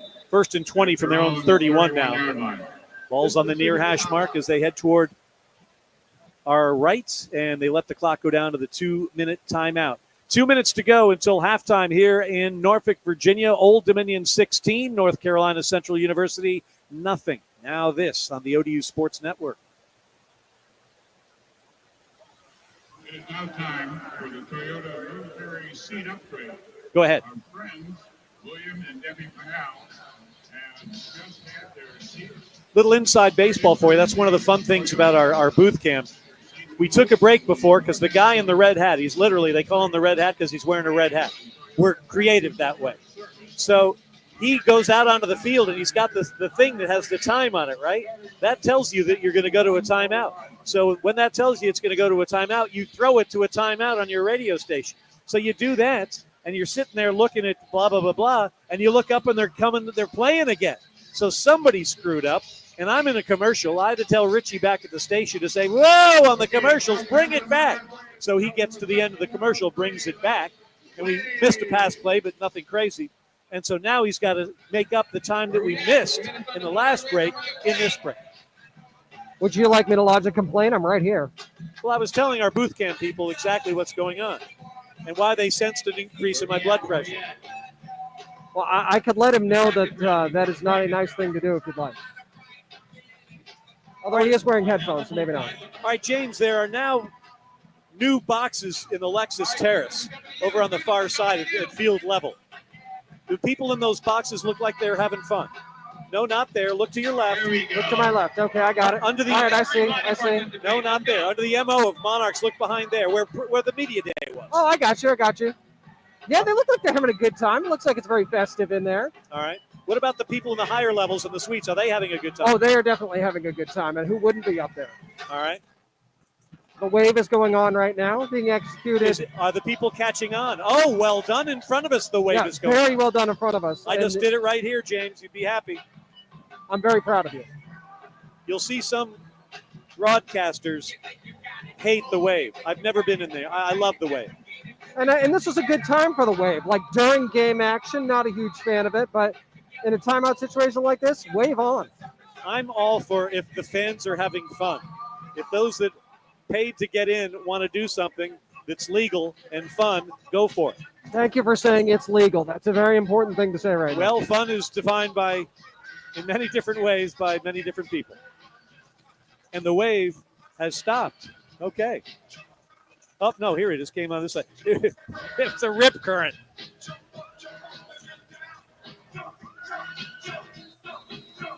All right, 2 minutes to play. First half, Norfolk, Virginia. Old Dominion 16, North Carolina Central nothing. Eagles with a first down and 20 from their own 31-yard line. Walker Harris comes near side, little wide receiver screen, gobbled up. Gobbledygook, said the Monarch defensive line. First pass complete. Yeah, they've seen that one too many times, and they've had enough. And now the Monarchs look like maybe they're going to call timeout. Christopher Spencer diagnosed that play. Chris Forbes also in the lineup. We've got a timeout. You're right, James. Taken by Ricky Ronnie in Old Dominion. 1:54 to play. Again, we're having some trouble with our stats, so I can't tell you the length of that last scoring drive, but it didn't take very long.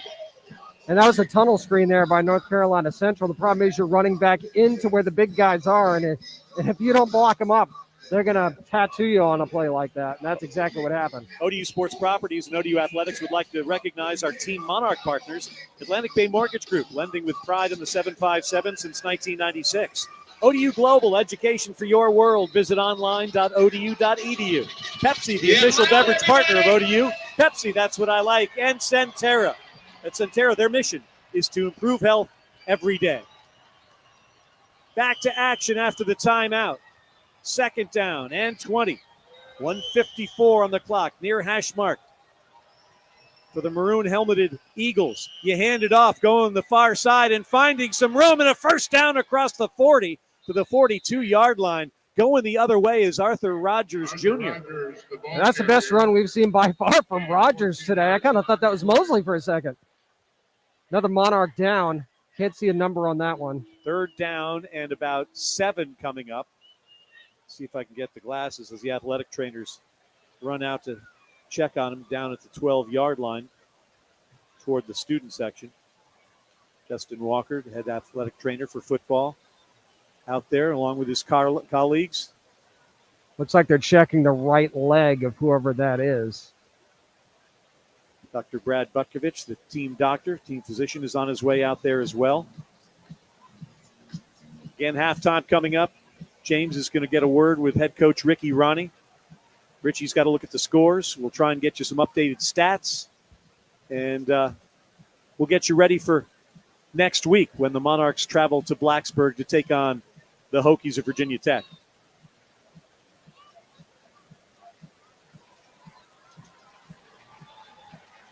Round of applause for the Monarch that's now on their feet. It looks like it is Mario Thompson, the linebacker. You definitely don't want to lose him.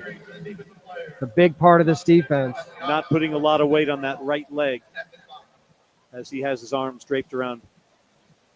Remember, he got banged up a little bit against the Hoosiers last week as well, was able to return to that game. So hopefully that'll be the case again here. Again, if you're just joining us, no Jason Henderson thus far this evening. 5 tackles last week. Did not hear of any recurrence of any injury problems.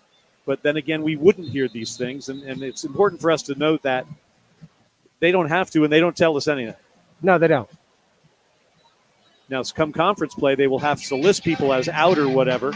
That'll be different, right? But I don't think they have to say what was wrong. No, they don't. Big third down right here. Can the Monarchs get a stop? It's a 3rd and 7. They need to get to the ODU 49. Line of scrimmage is the 43. Far hash mark, moving left to right. The Eagles of North Carolina Central. Their 3rd meeting against Old Dominion. Trying to get on the board. Back to pass. Chuck, pass, caught, first down. Here's Rogers finding his way to some space down to the 45-yard line. And that was great vision by Harris because everybody else, his first and second read were covered up, found him at the last minute to make that play and move the sticks. That was a great play to Rogers. They'll mark it at the 46-yard line of Old Dominion, a fresh set of downs for the Eagles. Snap to Harris. Harris looking near side. Long throw to the near side. No one's looking for it, and flags are flying. That'll probably be against Old Dominion. Yeah, that's definitely going to be some pass interference. Unfortunately, Steiger Pass definitely. interference. Defense, number 2. 15-yard penalty. Automatic first down. You're right, James. Nikende Steiger is flagged for that one. Remember, it's not a spot foul in college football, so it's not as expensive, but still you're giving North Carolina Central a chance to get back in the football game with 69 seconds, 79 seconds to play in the half. And again, one of those where I'm not really sure he had to do that. They mark it at the ODU 31-yard line. They place the football on the far hash mark. Walker Harris has Mosley back to his right. 3 wide receivers to the near side. Steps up, barks instructions. Monarchs have a 3-man front, 3 linebackers behind them, and 5 defensive backs in the umbrella. The back end of that defense. Snap is good. Walker Harris quickly brings it out. Pass incomplete. Nice play there. Arriving Zion Frink right on time and blasted Zahir Favors. And he busted that play up before it even had a chance because there was a blocker that was supposed to be waiting to get Frink out of that play, and Frink just got there faster. 2nd and 10 from the 31.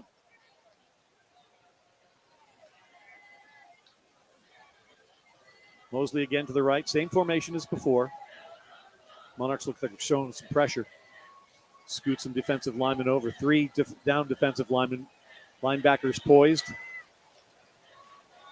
And they're coming. Harris quickly loops one toward the near corner. That pass is incomplete. That's great defense right there. Not allowing a moment for anybody to get close to that ball. And we'll give the credit to Steiger, who bounces back nicely there. And did a very good job of getting in the way, but not in the way enough to be able to draw a flag and keeping his eye on where the ball was at the same time. Exactly. Brings up a 3rd and 10 for the Eagles with 1:10 to play in the half. There is a flag on the play after all. Uh-oh. Didn't see it come out, but if it did, it was very late. Nope, we're playing ball, James. All right, well, I guess not. 3rd down. It's Mortgage, 3rd down. Been out in the sun too long. Here we go with the 3rd and 10. They need the 21 to keep the drive going. Harris over the middle, slant pass, caught near the first down sticks, but I don't think they got all the way there. It was Favors.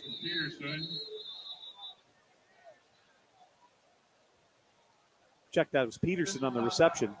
Jerome Carter down for the Monarchs. He had the interception earlier this quarter. They've marked the ball at the 22. They need to get to the 21 for first down. It's 4th down and 1.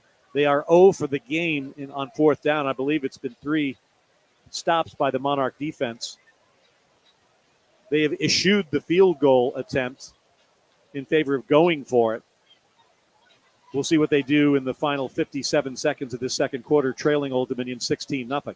And those stops, honestly, have been the story of this game. And if they had just gotten even one of those converted, either with a field goal or with a touchdown, I mean, you don't know what this game could look like, but yet the Monarch defense was able to step up just like they did last week. Please set the game clock, 47 seconds, and the game clock will start. Ready for play. All right, so we're taking 10 seconds off there, James. Explain that to me. I wasn't listening. It looks like one of those situations where it's a 10-second runoff because technically it's an extra timeout, and I guess North Carolina Central declined to use a timeout, even though it wasn't their injury. There still would be a runoff, so clearly they don't want the. Oh, here comes the field goal unit. Caleb Robinson, 2 for 3 on field goals, as long as a 35. This one will be a 39-yard field goal attempt from the far hash to try and get the Eagles on the board late in the second quarter. And we've got a whistle, and maybe they're trying to get the Monarchs to jump off for that 1 yard and yada, yada, yada. Game clock started. Ready for play. They just didn't start the clock on the whistle, which is what they were supposed to do. So we got to do this again. All right, well, let's do this all over again, shall we? 3, 2, 1, and let's start the clock. All right, once again, it'll be Caleb Robinson out of the hold of. Because technically, That's the NC quarterback. Central can run this all the way down. Harris will hold it and spot it at the 29, making it a 39-yard field goal attempt toward the Atlantic Bay Football Complex. Tick, tick, tick, tick, tick. 19 on the play clock. They might be sitting there for a while if they're trying to draw them off. That's what they're going to do. They're afraid to let this kicker do anything. All right, 8, 7, 6, 5, 4. This place better go nuts if they hold them off. They could call timeout, too. Yeah. Well done, defense. Well done, special teams to be. I mean, just think about it. If you sit in your car for 30 seconds, James, it's hard to be not to move. Well, and the other part of that, too, is, yeah, good strategy by North Carolina Central, but even if you do get the Monarchs to jump, you got, 9 seconds to do something about it? That doesn't seem to make a whole lot of sense to me. 8 seconds on the second quarter clock. Monarchs scored a safety when punter Brandon Bowman dropped the ball at the goal line. They swarmed him and tackled him there for the 2-point safety. And then it was a 39-yard touchdown run for Traquan Jones. And then Colton Joseph hit Naeem Abdul-Rahim Gladding for a touchdown pass. And that's why the funky score of 16 is up there for Old Dominion. But now the Eagles are trying to soar onto the scoreboard with a 39-yard field goal. Again, Harris is your holder. 8 seconds on the clock. Caleb Robinson. The ball is down, the kick's away, and the kick is good. And North Carolina Central accomplishes their mission. They get on the board before the half. And they get the ball to start the second half. 16-3 our score with 4 seconds to play until halftime.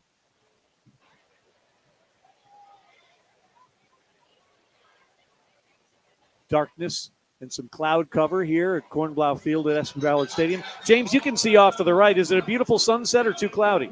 It's too cloudy for that right now, but I mean, I'll take this over what they've been dealing with some of these other games. All right, well, turn around and look toward the west where the sun would be setting to see if you see it. Thank you. I see absolutely nothing. I see a lot of happy fans, I can tell you that much.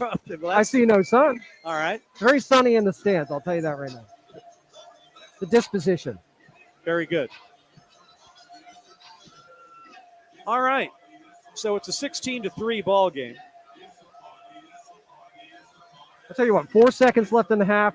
Wherever this sucker goes, I'm running it back. Yeah. Easterly and James back to receive this kick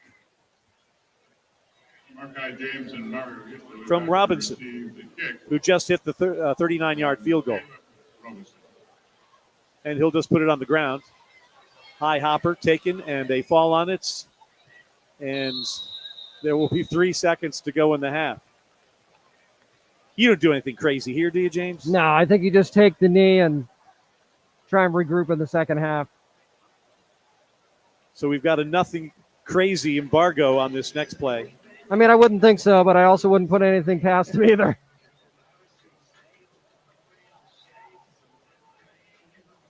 We were looking for it, and Richie seemed to find the drive summary for the last Monarch touchdown drive. 7 plays, 69 yards. Thank you. How are his stats working and mine not? Maybe it's a me thing. 1st and 10 for Old Dominion. 3 seconds on the clock. That's not true. Come on. Oh, it's certainly good. We get more whistles, more, and a timeout from North Carolina Central. What are we doing? I'm not sure What what are we're we doing? North Carolina Central. I know you Second can't take him back to time starts, Fayetteville time with and a you, but half. come It's on. 30-second timeout. I guess they weren't ready. I guess they were thinking no shenanigans, and here comes Jones, who they saw take it to the house earlier, and they say, all right, hold on a second. We got to be prepared for a play here. Traquan Jones, one of the stories of the first half of that. 1 carry for a 39-yard touchdown. Monarchs have done it through the air and on the ground and with defense and with special teams in the first half, James. That's kind of a nice trifecta. Especially for the special teams, too. They struggled a little bit last week against the Hoosiers, so for them to be able to make a play, that was good to see. Just so we keep the astronomers happy, there is a pretty moon coming up in the eastern sky, James. Oh, there you go. Can you see that? I cannot see that from my vantage point. I can't wait to see it when I get up there with you, though. All right, 3 seconds on the clock and a first down snap from the 27-yard line. And you'll turn and you hand it off to Traquan Jones, who has lots of room up the middle across the 40 to the 41-yard line. His yards per carry average will go down, but that's how the first half will come to a close. With 30 minutes in the books here at Cornblau Field at SB Ballard Stadium, Old Dominion will take a 16-3 lead into halftime.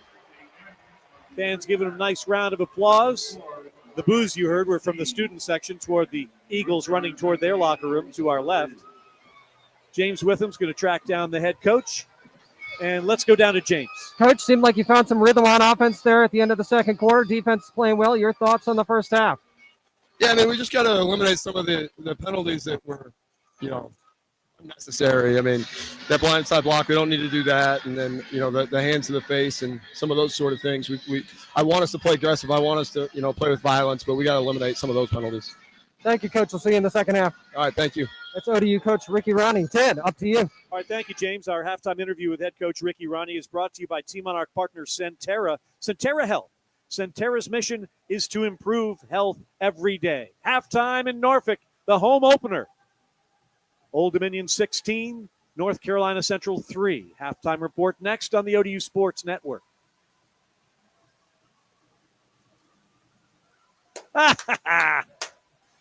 You need the escort. Thank you for being with me. Glad to see you, man. It was an absolute pleasure to see you working with one of the best. Oh, cool. I didn't know you were Jason Wade, everybody. Wade to our webcam. How we doing? How about it? The best in the business right here. What are you doing? High school basketball. Good for you. Excellent. Excellent. Got a squad? Got some players? What school? Not very bad. Cool. Excellent. Hey, glad to see you.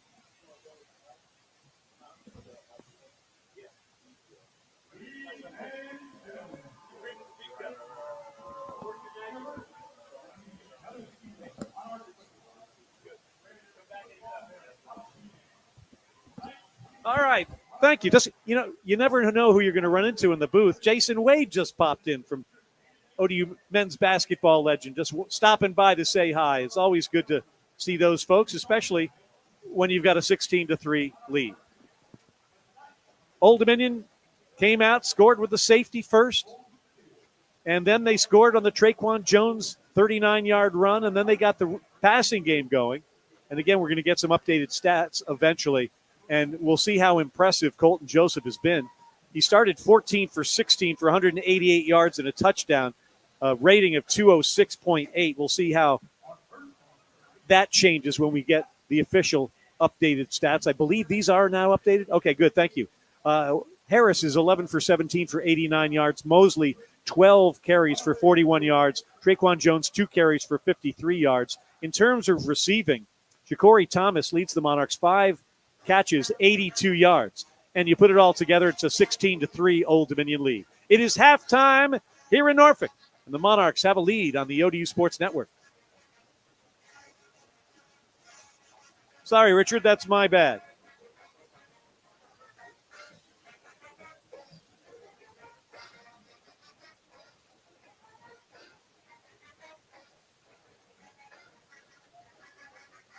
All right, so yeah, they're up. They're correct now.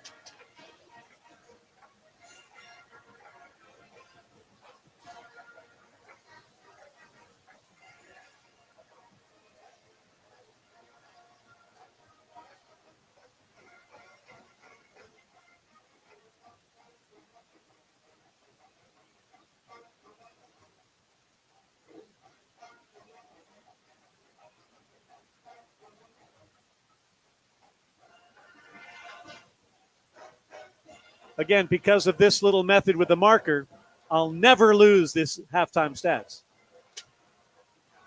Ever. James, say hello to the people. Hello, people.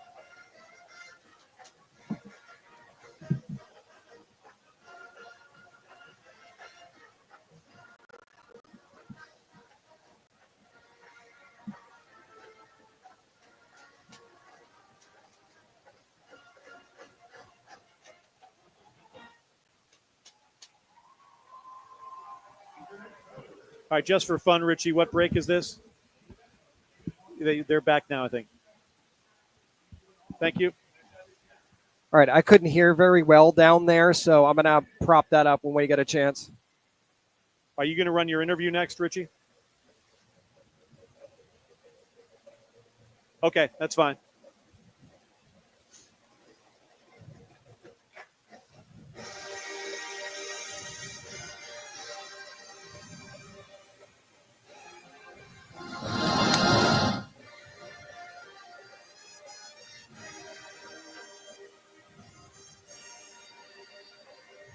Freddie Mercury, a fabulous artist, taken too soon. Here's the ODU marching band.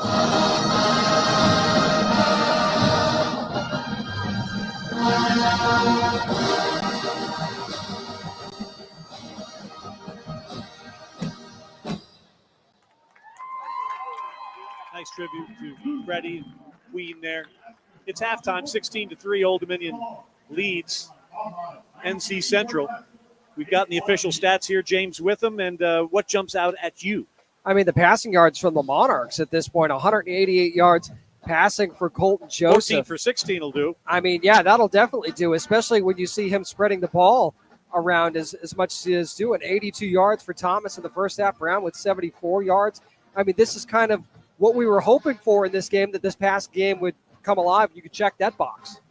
In terms of tackles, Mario Easterly, who had a team-high 13, a career-high 13 at Indiana last week, he's tied with the lead with 6 tackles. Seth Noatala got the start in place of Jason Henderson at middle linebacker. He's got 6. Khalil Culbreth has 5, and Davon Isles has 4 tackles for the Monarchs in the first half. And, the special teams blunder led to the safety, and then you get the running game going a little bit, and you get the passing game going a little bit, and there you go. And that's why special teams are so important. We've heard Coach Ronnie preach that so much, because that is sometimes the spark that can lead your team. In terms of time with the ball, we talked about in our Toyota pregame show, time of possession, and how the Monarchs were at a deficit last week in Bloomington. Well, 3:17 on the first touchdown drive, 2:26 on the next touchdown drives. So quick drives, but in terms of total possession, the Monarchs have had a lot more of the territorial advantage here tonight. It's not a surprise to see that because this is a quick strike offense from the Monarchs. They want to have the big plays just kind of like they did last week against Indiana. So it was nice to see them, especially on that last drive, be able to sustain something, especially with that passing game. You know, it's worthy to talk about the passing statistics. Ja'Cory Thomas, 5 for 82. Trey Brown, 4 for 74. Naeem Abdul-Rahim Gladding, 2 for 19. And TJ Lott, 2 for 8. And we go over these, and we should all season, because these are brand new guys in these roles, and we need to get familiar with them. And that Trey Brown diving catch on the third down where you needed it most from your 1-inch line was incredible. And you could tell that fired him up. That definitely, that was like the spark that got lit in him. It's like, okay, so that's the big play that I've been waiting to get. And that can also wake up the guys around you as well, because they see you make a play. Now they want to go out there and make that same play. Still to come on the ODU football halftime report, Richie Somerville with the look at the scoreboard. Up next, we've got a special guest. And at halftime, the Monarchs lead North Carolina Central 16-3 on the ODU Sports Network.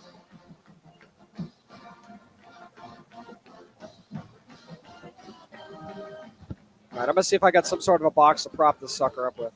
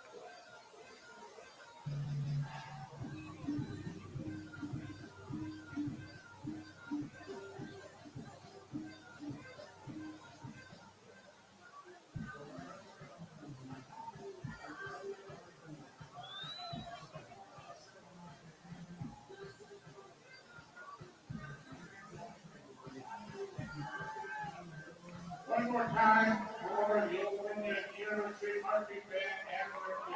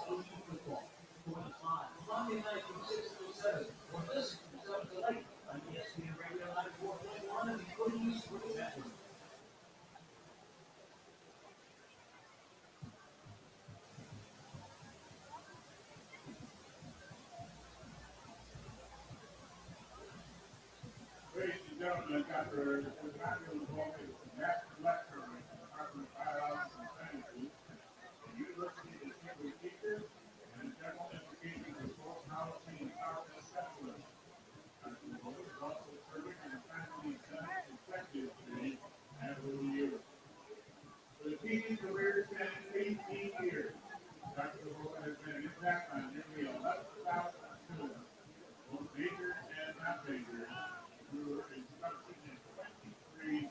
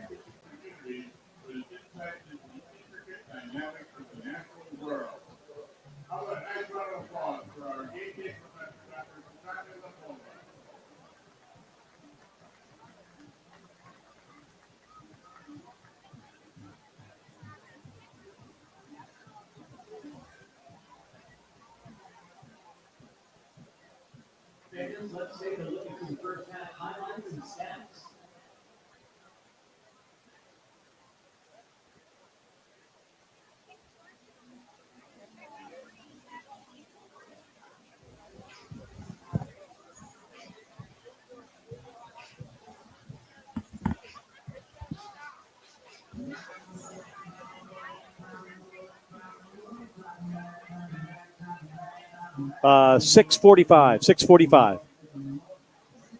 There you go. What do they give us? 15? 20. Okay.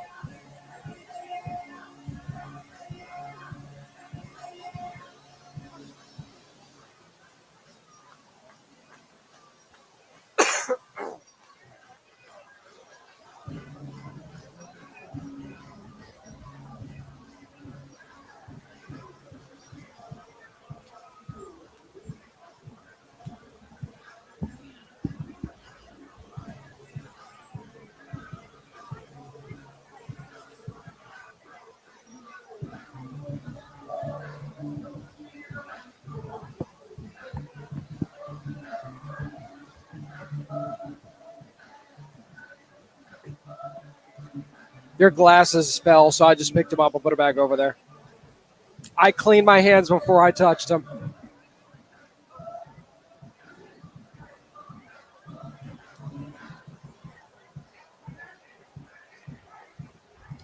See, always keep it nearby. All right, so if I want to post a comment here, I'm going to go. Yeah, you got time.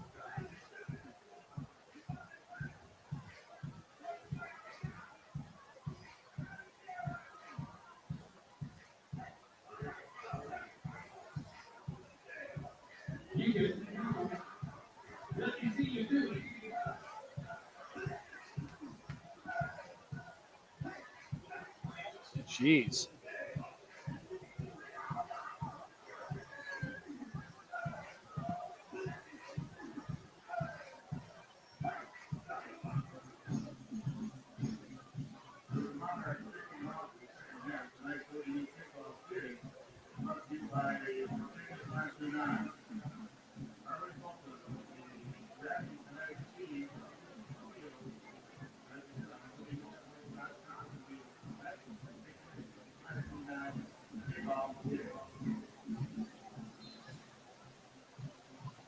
How's Georgia Southern playing 2 games in California?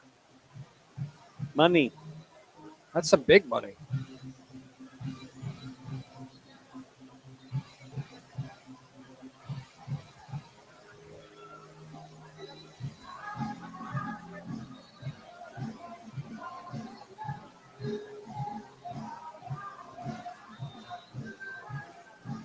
Did you get to watch JMU at all? No. I didn't either.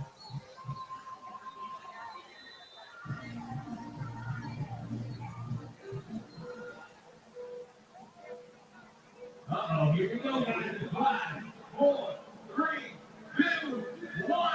Layup. Anybody that's coming to the stadium for the first time is saying to themselves, what the hell is this?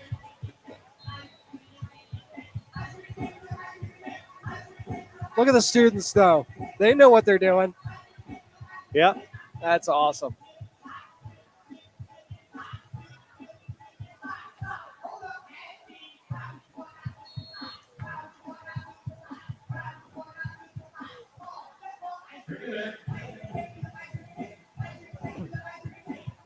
I don't see Al doing ice cream and cake at all. That's very disappointing. Unless he's eating it. I have seen Matt Hatfield do it, though. I have seen him do it. He knows how to do it.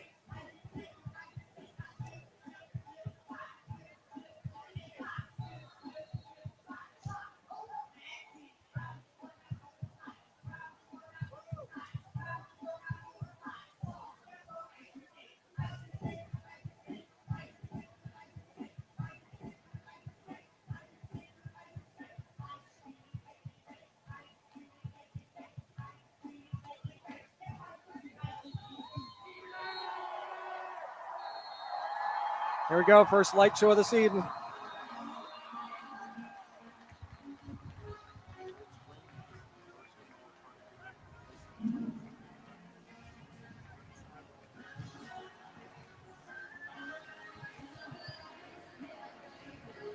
Just for fun, twist that over there. Let's open this up, Yasmin. Here we go. Let's get there. You go. Give you a little light show action.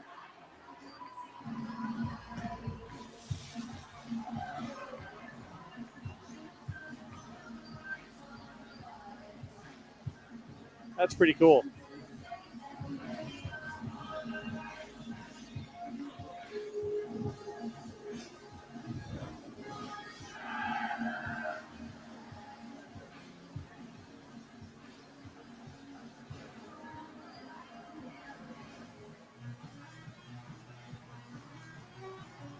Back in the friendly confines of Cornblau Field at SB Ballard Stadium, Ted Alexander, James Witham.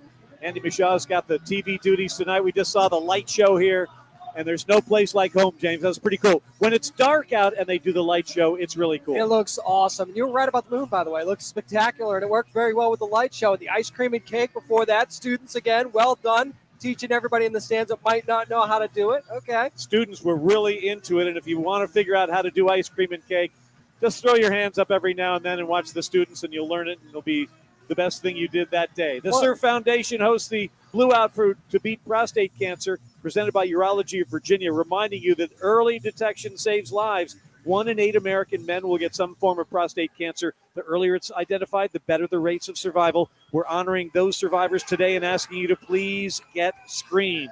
Help us beat prostate cancer at surffoundation.org. All right, Monarchs kicking off right to left. They lead it 16-3. Can they get this deal finished for their first win of the new year? Rafino Van Gates has the football, turns it up across the 25 out to about the 30. And it'll go down there, and that's where Walker Harris and the NCCU Eagles will begin. He ran about 60 yards to get 30 on that one, but another decent return from this Eagles return game. Our second half start is brought to you by Bon Secours. With Bon Secours, it's never been easier to stay engaged in your health care your way. Bon Secours, primary specialty in emergency care for the universe of you.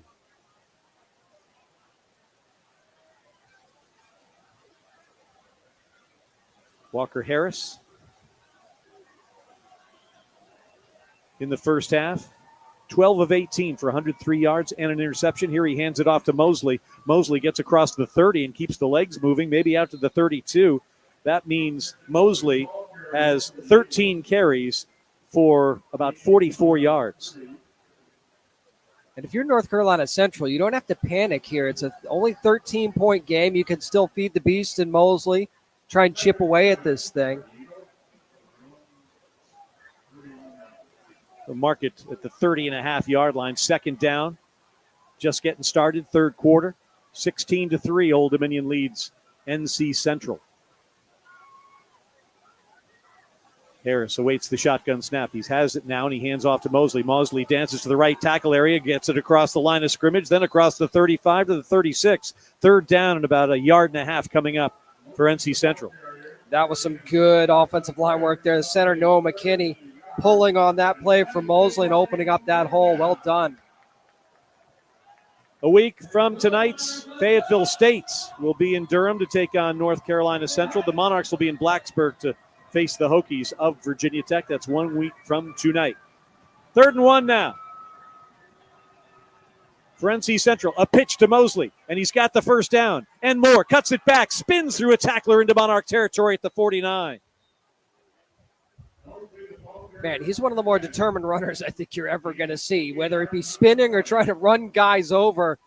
This guy just wants to eat up every yard that he can. Eagles now 4 for 9 on third down. They've got a fresh set of them at the ODU 49 on the far hash mark. Maroon helmets, white jerseys with maroon trim, and maroon pants.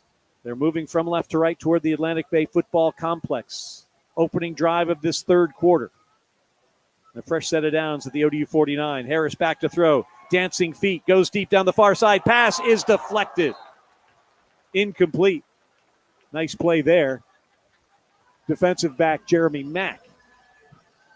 I'll be honest. I think if he lets that go, Easterly's got a shot to pick that one off. That was a terrible throw by Walker Harris. Second down and 10 for the Eagles from the Monarch 49.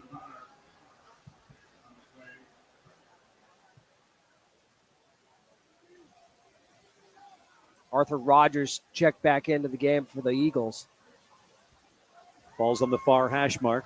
Harris steps up, talks to his offensive line, gets the word to the rest of his offensive mates. Trying to get a little something going here on second down and 10. Hand the ball off to Rogers. Caught behind the line of scrimmage. Boy, the pursuit on that play, so quick, James. Absolutely. They just dragged him down very quickly, although Rogers was able to spin and get close to the original line of scrimmage, but it brings up exactly where you want to put the Eagles, and that's in third and long. I think that was Ricardo Williams making the play. Third down and 11. They need to get to the Monarch 39. Line of scrimmage is the Eagle 49. Big play in the early moments of this third quarter. Let's see if Blake Seiler heats him up a little bit here.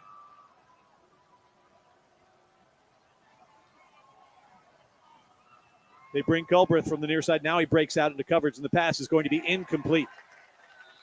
That's good, solid defense. Not much room there for the intended receiver, Joshua Crabtree. And even if he does catch that one, he's going to be well short of the first down, and they were not really going to be at a spot to go for it either. Punting, we didn't see a punt from Brandon Bowman in the first half because he dropped the snap, ended up being a safety for Old Dominion. Naeem Abdul-Rahim Gladding stands on his 10-yard line, awaiting this Bowman kick.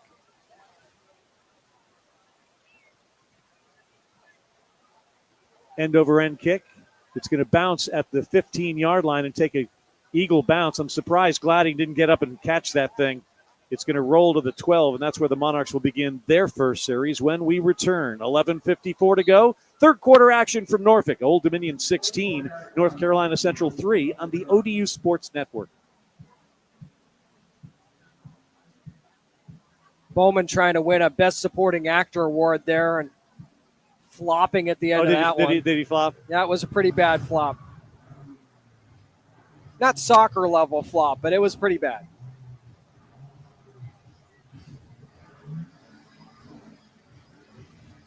Whoa. Wow, South Florida over Florida. How about that? And they had hammered, Boise State the week before? Yeah. So Billy Napier's seat just got hot again. Yep. Wow.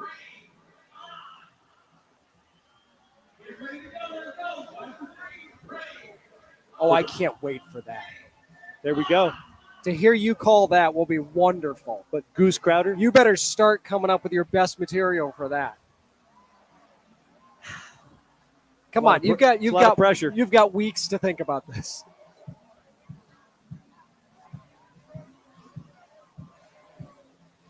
And what's good for the goose is good for the gander. Almost forgot we were in commercial. Hey, streamers. We do this home and away on the ODU Athletics Facebook page and the ODU Athletics YouTube channel. And we appreciate you doing this. And we also appreciate stepping in and knocking it out of the park in her first appearance. It's Yasmin Edwards. Is Yasmin or just Yasmin? You get a meet? Yasmin. Okay. With a J or a Y? Okay. Yasmin Edwards doing a heck of a job pressing the buttons. So if anything goofy happens on the stream, 1-800 Yasmin Edwards.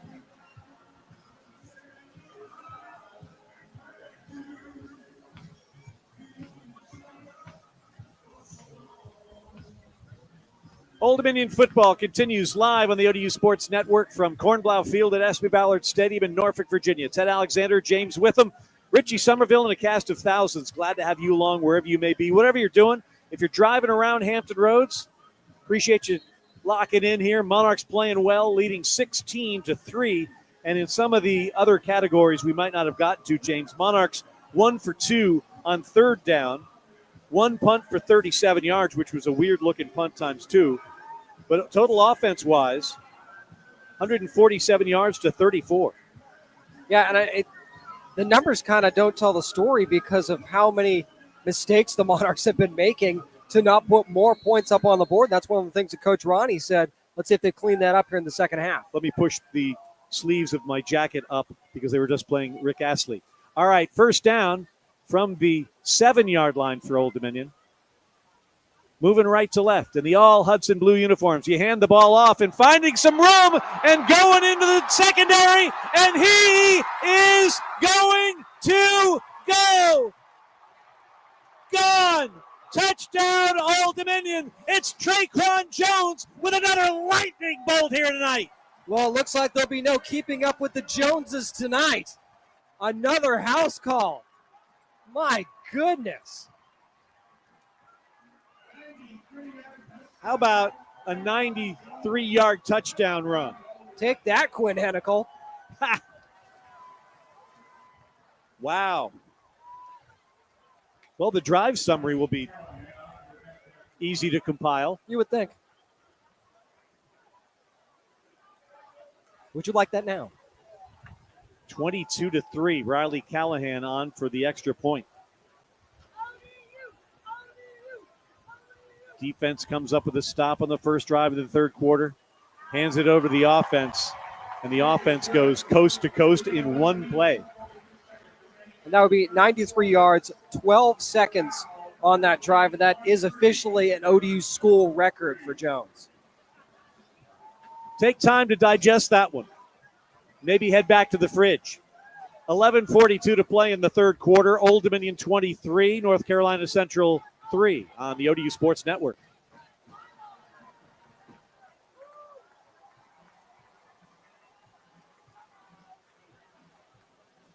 See, here's the problem you run into. The white on the Hudson blue with the lights and your 90 and this eyesight shot trying to come up with the dude before he could get there. Oh, my goodness. But what can one do? We figured it out before. The goal, folks, when the guy's on a 12-second, 93-yard run, is to figure out who the heck it is before he gets into the end zone. And if you can do that, mission accomplished. But it was a great play. It's a beautiful play. So then there's that. You covered it up very well. Very well. He's wearing Hudson blue. He's doing his best. I mean, come on, man. Oh, my goodness. But you don't have to be 90 either. It's very hard to see those numbers. I should just give you the con for a minute or two. As soon as he gets into the open water, I'll hand it over. Oh, yeah, that'll go real well. Yeah, you'll nail it. That'll You'll go nail real it. well. Suddenly I'll be...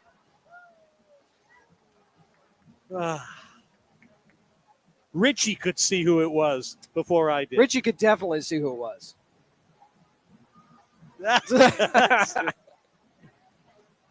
Oh. Yeah. Oh, my.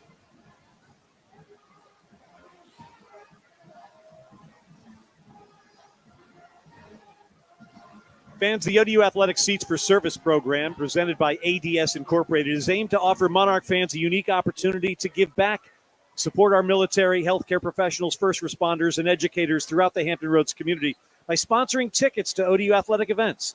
Every donation of $10 ensures that a seat is made available to local military groups, nonprofit organizations, or healthcare institutions. Join us in expressing gratitude to those who selfishly serve our community each and every day with the ADS Incorporated Seats for Service Members program. 23-3, Monarchs kicking off right to left. Building feeling pretty good on a Saturday night in Norfolk. Well, I think we got a really good introduction to Traquan Jones tonight. I'm not sure that many in Monarch Nation would have been able to pick out that name, but they will after tonight. He's a junior from Georgia Military Academy. And the kickoff is fumbled but gathered upon at the 15-yard line. The high kick strategy worked to perfection for the Monarchs there. That was an incredible pop-up kick by Riley Callahan. So that great field position that they've been getting on those kickoffs, not happening this time. Adjustments made on the fly. Don't forget the Ricky Ronnie Coaches Show comes to Grain at Hilton Norfolk, the Maine this Monday night, 6 o'clock. Be on the air at 7 o'clock right here on the ODU Sports Network. Coach Ronnie, always a great conversation about football, the Monarchs, and a little bit of everything.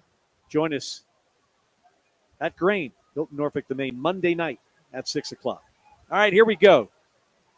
It's time for the Eagles. They need to score or risk losing contact in this contest. And there's the tight end who gets popped behind the line of scrimmage. Nothing doing for Luke Bracey on that play. You want to talk about contact? Nikander Steiger had a lot of it on that play. Playing aggressively. See the plays. Obviously, they've scouted the plays, James, and they see them coming. Smell a rat and go find the rat. And have confidence in your ability to make the tackle when you do. 2nd down and 11. From the far hash mark, moving left to right. The Eagles of North Carolina Central, 1-1 on the season. Quick 2-step drop, fire the other way. Pass dropped because of duress after the grab. Yeah, over there, it was complete to Rufino Van Gates, but he was then hassled and spun around, and he couldn't hold on. Yeah, those gates closed pretty quickly. That was like half a second away from being a pick six. Great play there by Justin Watts for Old Dominion. 3rd down and 11, need to get to the 26-yard line. Another stop here would go a long way for the Monarchs to seal this deal. Pressure for Harris, and he throws it out of bounds. Monarchs brought some folks, and the folks got to the quarterback, and he got it out of bounds, and it's 4th down and 11. Well, the problem is when you have a lefty quarterback rolling to the opposite direction, he has no chance to turn his hips and make that play if there's any pressure at all. And there was a ton of it right in his face. But you told us years ago, James, that hips don't lie. That's right. Would you like me to show you? No. Okay. Here's another punt.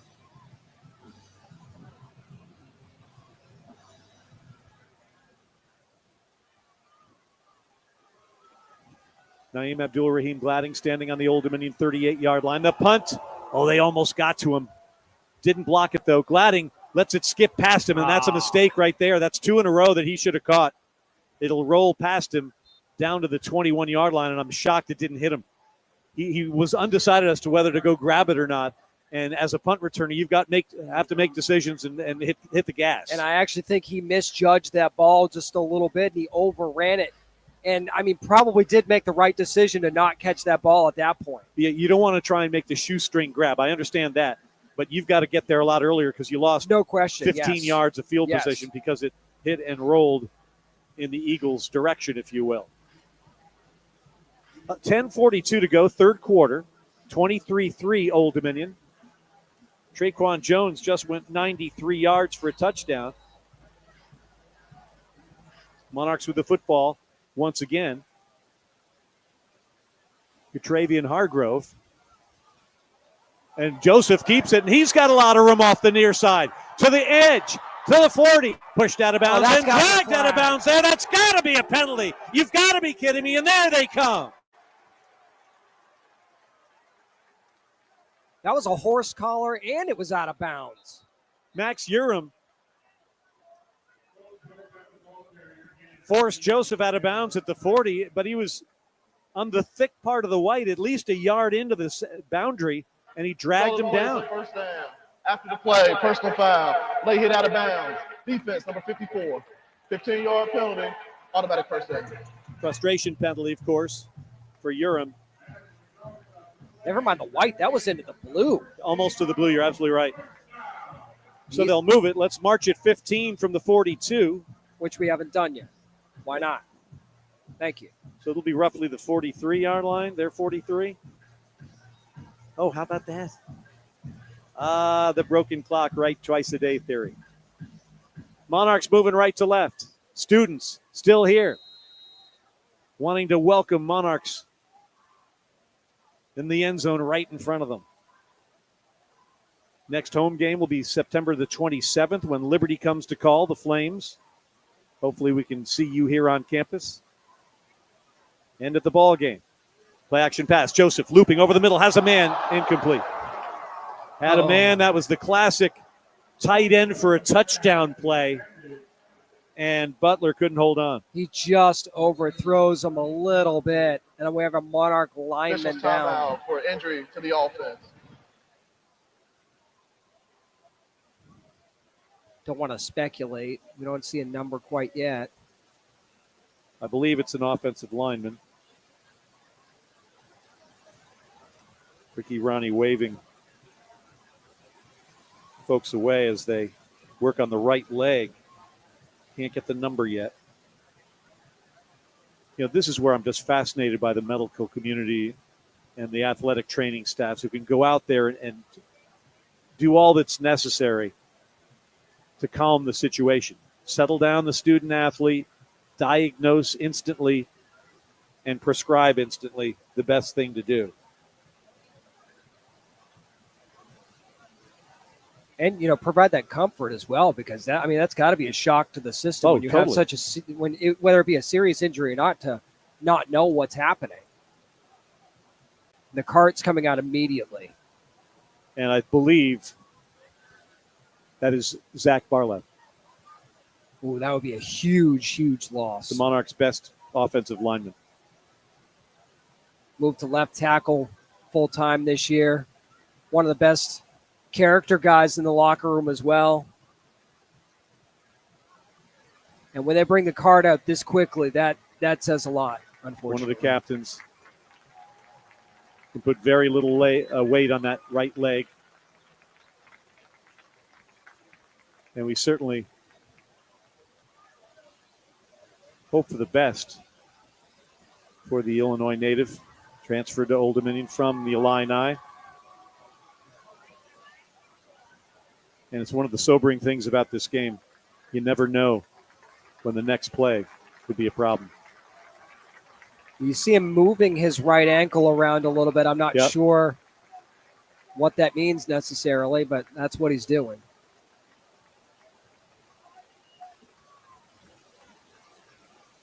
And there's been a timeout on the field here taken. Let's take a 60-second break. Richie fired away on the ODU Sports Network.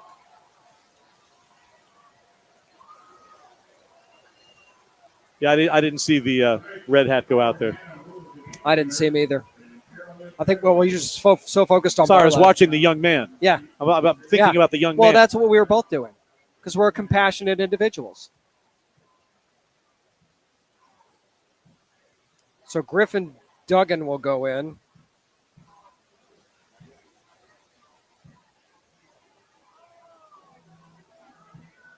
That time's out about right.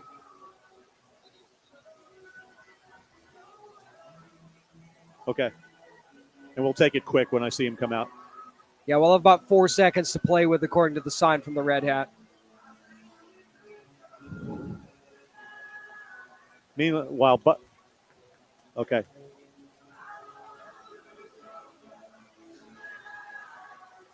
Zach Barlev taken off the field on the cart to our right. Again, we wish him nothing but a speedy recovery from whatever may have happened. The Monarchs, meanwhile, with a 2nd and 10 from the North Carolina Central 43-yard line. They're moving right to left with a 23-3 lead here with 10:13 to go in the third quarter. Abdul Rahim Gladding in motion to the far side, and the play-action pass from Joseph, and he's going to decide to keep it himself across the 40, dives to the 37-yard line. It'll be 3rd down and about 4 coming up for Old Dominion. When you just see one of your teammates leave on a cart, kind of makes you want to dive before contact if you're Colton Joseph at that point. Well, Barlev is one of the kind of guys that just has the it factor, who's just a leader the first day you meet him. He's just a sharp guy and a knowledgeable guy and a good guy. And we'll give you an update. We probably won't get one, but we'll give you one if we should. 3rd and 4. Need to get to the 33-yard line, and Joseph's going to keep it himself, and he's going to have a first down diving to the 30-yard line. touchdown saving tackle that time from Isaiah Lawson. But I'll tell you what, if he hands that to Cratavion Hargrove, he would not have made that tackle because he would have been gone. True. First down, Old Dominion from the Eagle 30-yard line. Driving toward the student section to our left. I know a lot of first-year students are here for their first Monarch game, enjoying themselves on what's turned into a beautiful night here in Norfolk. And their team's playing well with a 20-point lead 6 minutes into the third quarter. Joseph hands the ball off. Hargrove dives forward to the 22-yard line, took it up the middle right there, had some room. Griffin Duggan, redshirt senior from Nansman Suffolk Academy, in to replace Barlev. Hargrove, the running back to the right of the quarterback, Colton Joseph, who's 14 for 17 for 188 yards and a touchdown today. That's his passing prowess. We'll talk about his running in a bit. He keeps it himself this time. Looked like it might have been a broken play. Gets inside the 20 to the 19. Joseph has now 9 carries for about 50 yards. Well, they took the read away immediately, so there was no option. So Joseph just decided to completely pull it right away and take it up the middle for what he could, which was a first down. And it's great here. He and his running back are having a discussion about that right there. Again, still early. Just game 2 in the season here, and these guys haven't worked together before. First down for the Monarchs from the 19, they say. Over the middle. Pass is going to be caught inside the 5-yard line in traffic. Naeem Abdul-Rahim Gladic. No, you were right the first time. Wow. He definitely made a great grab on that one. He did everything but lean into the end zone. First and goal, Old Dominion. Ball on the 4-yard line, near hash mark. Pistol formation. Hargrove dotting the I there, if you will. They fake it to him, and Joseph has a chance to throw a touchdown pass, and he does! Touchdown, Old Dominion! That's Trey Brown. He had that big catch earlier in traffic. That one a little bit easier, but hey, it's good for 6. Check that. It's Ja'Cory Thomas. My apologies. Of course, they turn the lights out over there as soon as he scores. That's always very helpful, isn't it? It's always very helpful. Catch, lights out. And it's a 29-3 Monarch lead. 7:09 to play in the third. Callahan on for the extra point.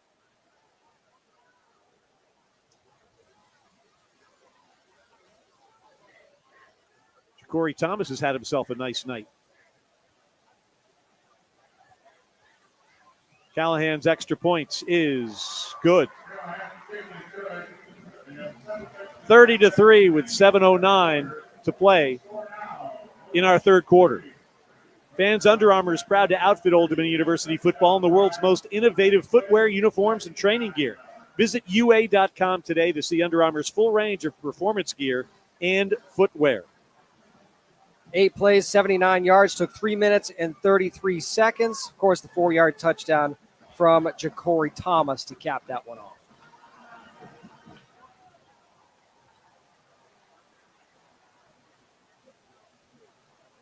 This kind of performance from this crew is very good heading into Virginia Tech next week, knowing that everybody's kind of had their chance to shine tonight in that receiver corps. Well, and the running back core, too. Well, talk about coming out parties. Traquan Jones, as you said so eloquently, nobody's keeping up with him tonight. Callahan puts the right foot into it. High end-over-end kick. Taken at the 8-yard line. Across the 20 and stuffed right there is Van Graves. And I think they figured that puzzle out. That high kick has been working very, very well. That one a little bit longer, but it allows the coverage unit to get down there a lot faster. Actually replaced Van Graves on the kickoff turn as Peterson with the return. And we'll see if the Eagles can get anything going here. Midway through the third, now down 30-3. I mean, and the wheels have really come off, especially for that defense of the Eagles, and their inability to convert on third and fourth downs has really been their undoing today. It was 16-3 at the half, Old Dominion. Monarchs have posted 2 TDs on the board here in quarter number 3. Eagles are 4 of 11 on third down today. And that was one of our keys coming in. Get off the field on third down if you're the Monarch defense. Harris back to throw. Has some time over the middle. Pass is short. That now makes Harris 12 of 23 on the day. Darrell Taylor, the intended receiver. 2nd and 10. Ball on the 24.5. And again, Harris coming in only completing about 58% of his passes. He's shy of that right now. 2 wide receivers to the near side. Play action pass to the far. Pass behind the intended receiver. Rufino Van Graves had a half a step, but the ball was behind him, and that brings us to 3rd down and 10 for NC Central. And we haven't really seen Blake Seiler dial up a whole lot of blitzes or bring any pressure. There's been a lot of coverage here. I mean, when you're up 30-3, I'll be interested to see if that changes a little bit here.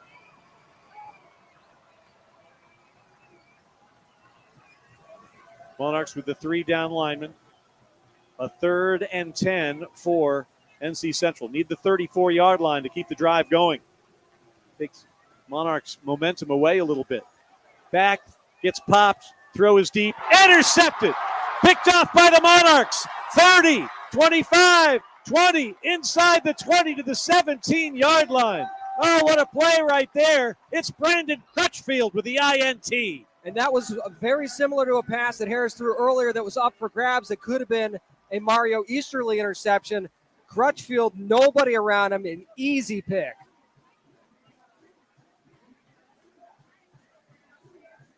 The thing is, you still have to execute and That's make right. the grab and follow through with those types of things, because mistakes are made all the time. It's whether you can turn them into something, and Crutchfield did right there with another turnover for Old Dominion.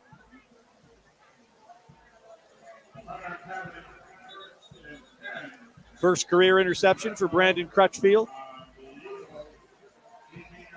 the sophomore from Wake Forest, North Carolina. Monarchs definitely showing out that depth on the defensive side of the ball today. Markai James back in the backfield with Colton Joseph with a 1st and 10 from the 17-yard line. Going to try and throw over the middle. Has a man. Pass is going to be caught. First catch as a Monarch for the transfer from Florida, Dawson Johnson. There you go. Get some people a taste. Sidney Mbanasor, the 6'5 wide receiver to the near side. As some of the 2s get an opportunity here. Everybody looking back for the play. TJ Lott and Ambassador on the near side, 2 wides to the far. And Joseph will hand the ball off, and Markai James goes, no, he keeps the ball and gets the ball to Lotz, and Lotz inside the 5. Boy, these fakes are just going to drive me nuts here, James. That is a play that they've been waiting to try for a while, because you're thinking that Colton Joseph is going to be, what is going to break through with a run, and then he stops on a dime and throws a pass out there to Lott. That was a really neat play. All right, here we go. 1st and goal for the Monarchs. James, the running back, to the left of the quarterback, Joseph. Long count. They move James to the right side now back to the left. It's like he's playing peekaboo behind the quarterback. Now he says, I'll take it. No, Joseph will take it to the far side. Touchdown, Old Dominion. Colton Joseph. When you've had success with the running game, the fakes work because there's a reason to buy the fake.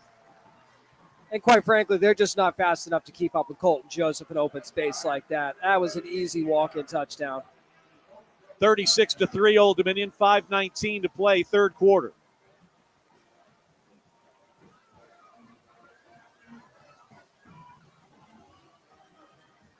Third rushing touchdown of the year and shortest for Colton Joseph, 78, 75, and now, 4? I mean, I hate to do that to his average, but sure. Callahan with another opportunity. It's good.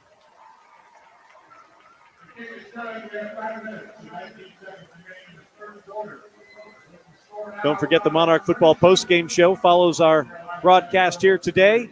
James will be down in the field talking to Ricky Ronnie and our star players. And we've got all indications that it's going to be a happy postgame for the Monarchs, barring anything crazy happening. And there's been crazy things that happened throughout the entire time Old Dominion's had football since 2009. But it'll be a happy post-game show. Richie's got to look at the scoreboard. Some teams are happy. Some teams are very unhappy across the country. South Florida, the Bulls are beaming as they go to Gainesville to the Swamp and knock off Florida tonight. Richie will have that story and many others. Troy had a lead on Clemson early and then watched it evaporate. High altitude kick. Peterson will grab it at the 10-yard line across the 15, the 20, the 25, the 30. He's out to the 32 and brought down there. Looks like they made some adjustments on the North Carolina Central sideline as well as far as those pop-up kicks go. Much better return.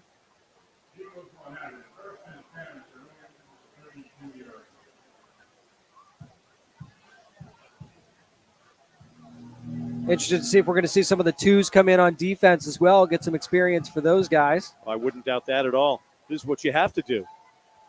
And you've got to start thinking about Virginia Tech already. That's why I wonder if it's going to be Quinn Hennicle time the next time we see the Monarch offense get the football. Good point. Looks like the Eagles have made a change as Josh Jones is in at quarterback. And he'll hand the ball off to Mosley. Mosley, who's a factor early, hasn't been much of one since, and he will lose about 3 yards on this first down carry. Another good penetration. Ricardo Williams in there for the Monarchs.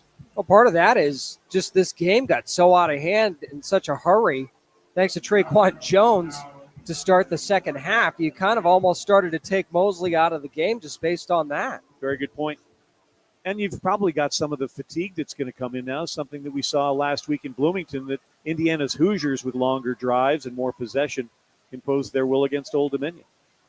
Here's a snap, and Jones is going to keep it himself along the left tackle area, and he'll get blasted after a 3-yard gain. Third down and about 8 coming up. And he got popped on that one, too.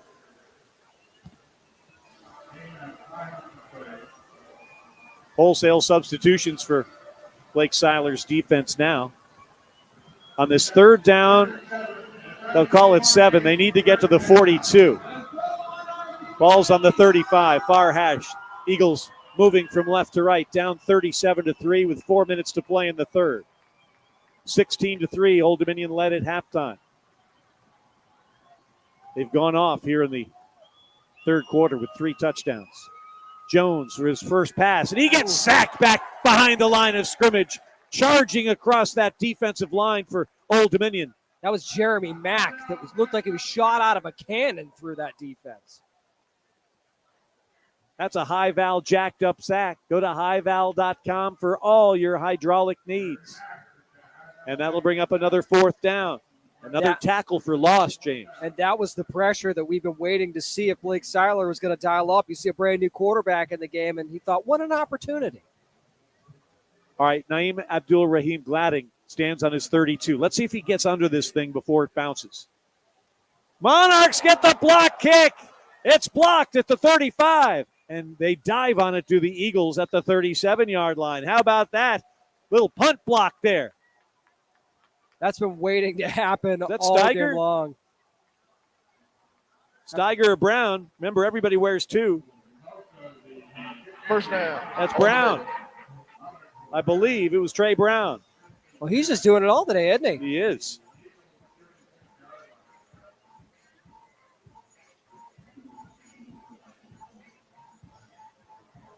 Getting dapped up on the Monarch sideline, and why not? When you make special teams plays, that's bonus. That's bonus action right there, and bonus effort to make it happen. Joseph still at quarterback. Traquan Jones standing to his left. 2 long touchdown runs here tonight for Traquan. His Monarch coming out party. First home game of the year. Play action pass. Joseph steps up in the pocket. Off the back foot. He'll overthrow. Tough to be really accurate when your feet are unsteady, and that one thrown where it should have been. Yeah, he knew that it was either going to be his guy that caught it or nobody, so that was a very good decision by Colton. TJ Lott couldn't catch up to it. 2nd and 10. And you can take those chances when you're up 37-3 and you just blocked a punt, so there's that. Had an extra football on the field, so they'll get rid of one. Dawson Johnson to the far side. 2 receivers to each side of the formation. Jones to the right of Colton Joseph, the quarterback. 18 for 22 for 223 and 2 touchdowns tonight. And here he's going to keep it, run near side. That's going to be a problem. He's going to keep it, and he's going to get bumped out of bounds at the 34-yard line. Short gain on the play, a long run for Colton Joseph all the way across the field to in front of his bench. Official timeout for injury to the defense. So on the Monarch sideline, so we cannot see which player that is for NC Central.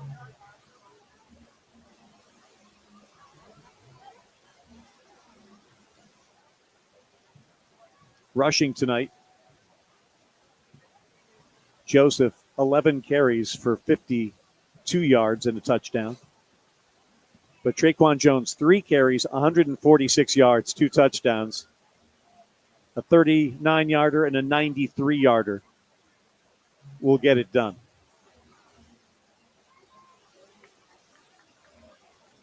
Looks like Malcolm Reed, the free safety that was in pursuit of Joseph, is the injured player for the Eagles.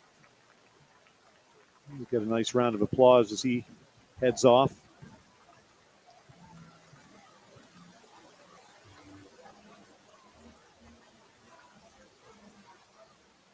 You know, Rick Hefner reminds us that during the Toyota pregame show, he told us about a dream he had. That he did. He had a dream about the Monarchs blocking a kick. And he was wondering afterwards what he had eaten. And after we got off the air, he realized he had been eating tacos. Okay. He believed it was Tuesday. All right. It was Taco Tuesday. And he had a dream that the Monarchs would block a kick. And they have blocked a punt here, and it led to a score. Well, it's been raining tacos here tonight as far as I'm concerned. There we go. 37-3 Old Dominion, 2:51 to go in the third. Does he have any Powerball numbers he'd like to share? That's exactly.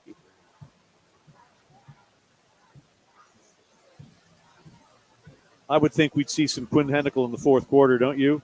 Yeah, you just don't want to take any chances with Colton Joseph taking any unnecessary And keep hits. Hennicle sharp. He hasn't had a snap all year. That's right. All year. It's the second game, I know, but it's different in a game, whether you're dominating the game or not, than it is in practice. As Joseph, 2-step drop, looking far side, looking, has a long throw, has a man wide open out there and didn't recognize it soon enough. It's incomplete. Well, and the receiver, that's another one of those things. Receivers just got to get his head around a little bit faster and look for the football. TJ Johnson, first target this year, the junior transfer.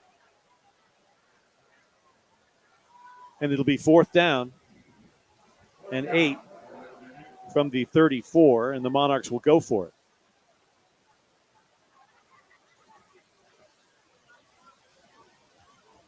Clock stopped with 2:32 to play in the third.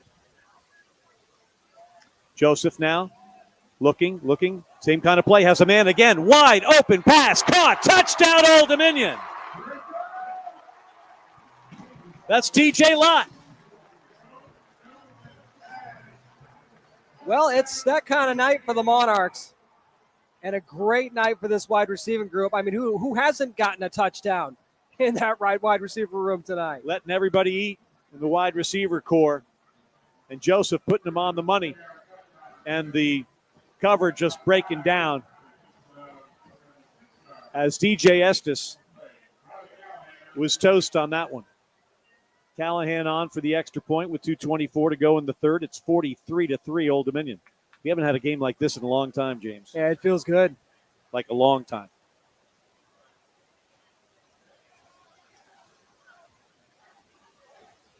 Callahan's extra point is good.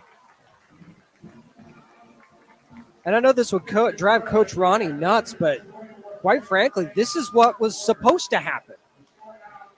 This is one of those things where you say this should be a layup. This should be a W. The team should look good. They should get right. All of those things that you don't want to say before this game starts. And yet here we are in the situation where we really, if you want to be honest, thought we should be in the first place. True. But how many times have we seen, be it from Old Dominion or someone else in college football, where you don't have your A game, you come out sleepy, you make mistakes at the wrong time, the other guys have the night of their lives, and you end up with egg on your face. Well, and the good news is we've seen that quite a few times, you and I and Andy together. This time, it's not happening. And it's been a while, you're right. And you got to enjoy these ones when they actually happen. No doubt about it. And this, what we have to say, the opinions anybody has about this football team can only be made from what they've seen last week and this week. No question. Forget about number star recruits or what people say or predictions. Forget about all that stuff. What has the team shown in 2 weeks of real football action? Impressive tonight, pretty impressive last week. Here's kickoff coverage that's not quite so impressive, as across the 40 to the 44-yard line cruises Darrell Taylor.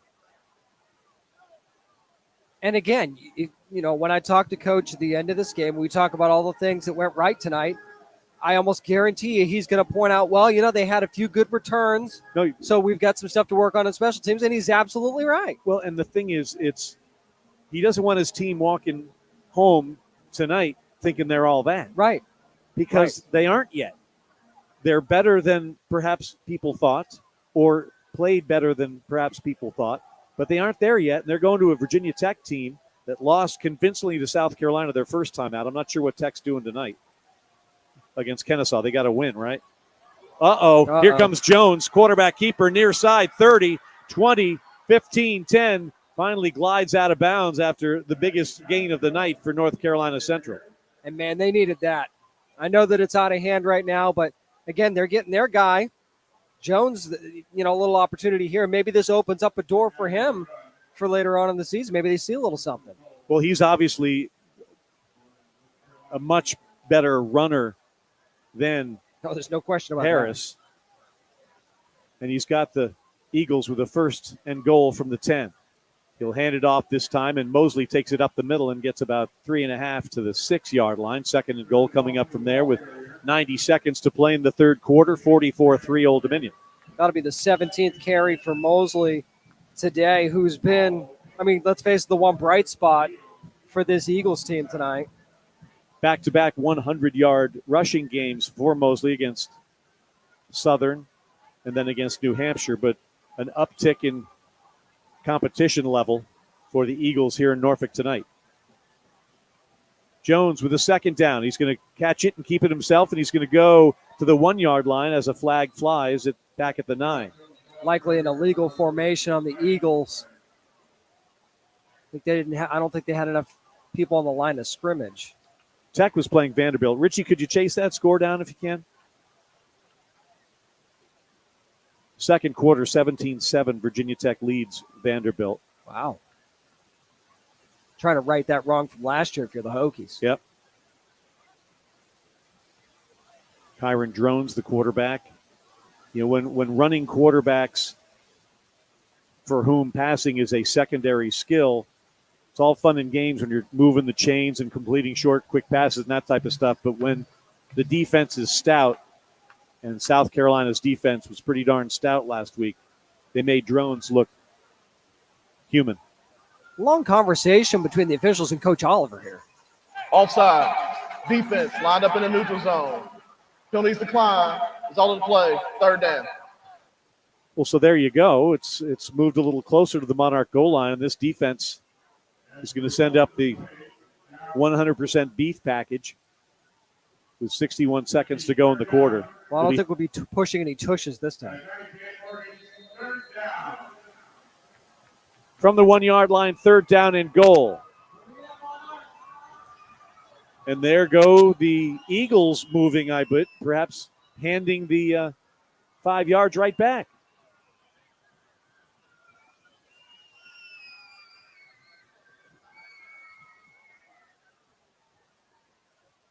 Although this seems to be much more of a discussion than I expected it to be. False start. Offense, number 70. 5-yard penalty, third down. So we'll move it back the other way. For anyone wondering, Quinn Hennicle is warming up on the Monarch sideline, so it looks like he might, in fact, get in on this next possession. And the quarter that will never end continues with the clock rolling under 50 seconds. So here we go, third down. Now the ball back at the 6-yard line. 3rd and goal for Jones, who pitches it to Mosley to the far side. East and west he goes, and he's going to get taken down behind the line of scrimmage. What a nice defensive play from the Monarchs. Defensive line standing tall here against these Eagles. And yet another flag on the field. And this will go against Holding. the Eagles. Offense, number 83. Penalties decline. It's all to play for today. So it's 4th down. And I don't know that there's any need to bring on the kicker if you're NC Central at this point. So what they're going to do is bring on the kicker. I mean, I guess he does need the experience. It's not Need like the they work. wanted him to kick anything earlier in this game. Correct. They chose to go for it on their first 3 4th downs, and the Monarchs stopped them on all 3. But he's provided their only points of this contest for the second quarter field goal. This one will be a 27-yarder. And this kick is up, and this kick is good. So a couple of field goals from Caleb Robinson have the Eagles getting set for another kickoff. 13 seconds to go in our third quarter. 44-6, Old Dominion leads. You were talking about the history of ODU football. NC Central definitely a part of that. Played the Monarchs in 2009. And 10. And 10. Monarchs, of course, winning both meetings. So you'd like to think this will make them 3-0 against the Eagles at this point. Eagles will get Fayetteville State next week as the Monarchs head to Blacksburg to take on Virginia Tech. We'll be on the air Saturday from Lane Stadium, 5 o'clock kickoff. No, actually, it's a 6 o'clock Toyota pregame show. The kickoff's at 7 next Saturday. I mean, if you can get them to start an hour earlier, I'd be okay. I'm not going to complain about that. James and Easterly back to receive this kickoff.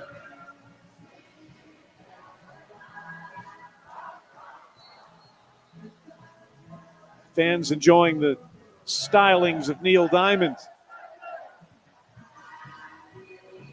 My dad was a huge Neil Diamond fan, so I grew up with Neil Diamond. No Johnny come lately when it comes to Neil Diamond fanhood. It's just interesting that that's the song. That's yeah. always the song. It blows my mind. I mean, why didn't they choose Forever in Blue Jeans? That's kick goes onto the M in Monarchs in the end zone. It'll be a touchback. And hey, whoopee, another flag. I didn't know it was laundry day. And we'll see what the flag is again. Our referee tonight has been Stephen Robinson. If Quentin Joseph... After the play, personal foul, unnecessary roughness, kicking team, number 44, 15-yard penalty, first down, Old Dominion. A little frustration for North Carolina Central. Colton Joseph, 19 for 24, 257 yards and 3 touchdowns passing. Colton Joseph, 11 carries, 52 yards and 1 touchdown rushing. And as James mentioned, Quinn Hennicle was warming up. And here he is in the ballgame. Good to see him getting a chance, get some experience. Met his parents on Kaufman Mall earlier this evening. Wonderful people, very proud of their son, and why not? Hands the ball off to Markai James, who gets maybe 3 yards on the first down carry off right tackle. Hennicle, a 6'2", 190-pound redshirt freshman from Downingtown, Pennsylvania. And that brings us to the end of the third quarter. 45 in the books. Monarchs 44, Eagles 6. Back to Cornblau Field at SB Ballard Stadium. in Norfolk for the fourth quarter next on the ODU Sports Network.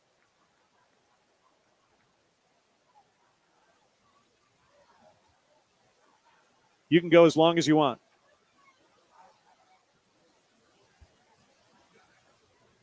Yeah, I know. Oh, boy.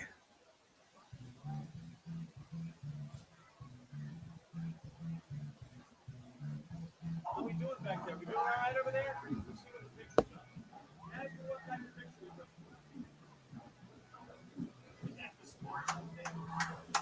I love it.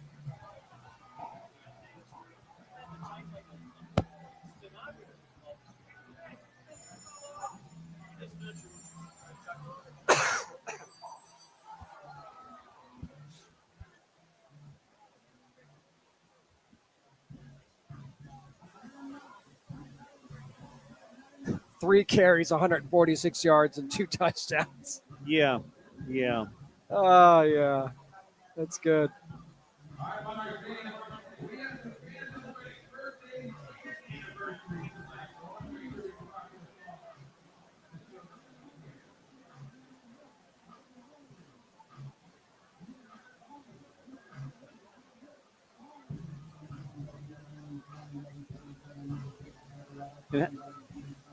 And what are the Spartans doing? That's a shame. Where? Really?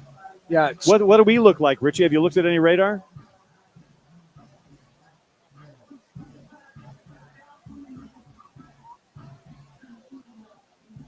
Okay. Do you want to, if it rains, do you want to do taped interviews or do you want to try and do them live? Just because I don't know what. Strickland said something to me earlier. We'll talk about it in a minute. Chew on that.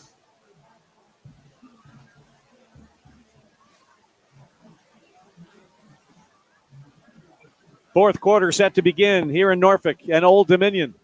A game like they haven't had in a long time. Monarchs lead North Carolina Central 44-6 as we get set for a 2nd down and 8 play for Quinn Hennicle. And the Monarch offense now moving left to right. Think they'll bring back that running man logo? Yeah, I think so. Or are we calling it the running man? What are we calling that? The running Monarch, maybe? The running Monarch or something? Or the running big blue thing? We'll work Here you on go, it. Yeah, James. we'll work on it. Oh, thank you. Anyway, it's a new logo they've got on the helmet here today. You've probably seen it on social media. And the Hudson Blue helmets, the Hudson Blue jerseys, the Hudson Blue pants, and a really good performance from all three phases for the Monarchs today. 44-6. They lead it as we're set to start the third quarter. Richie Somerville has told us that later on this evening we might get a little wet around here, so let's move it along, little doggies, so we don't run into any delays. Means no more flags, please. Hennicle at quarterback.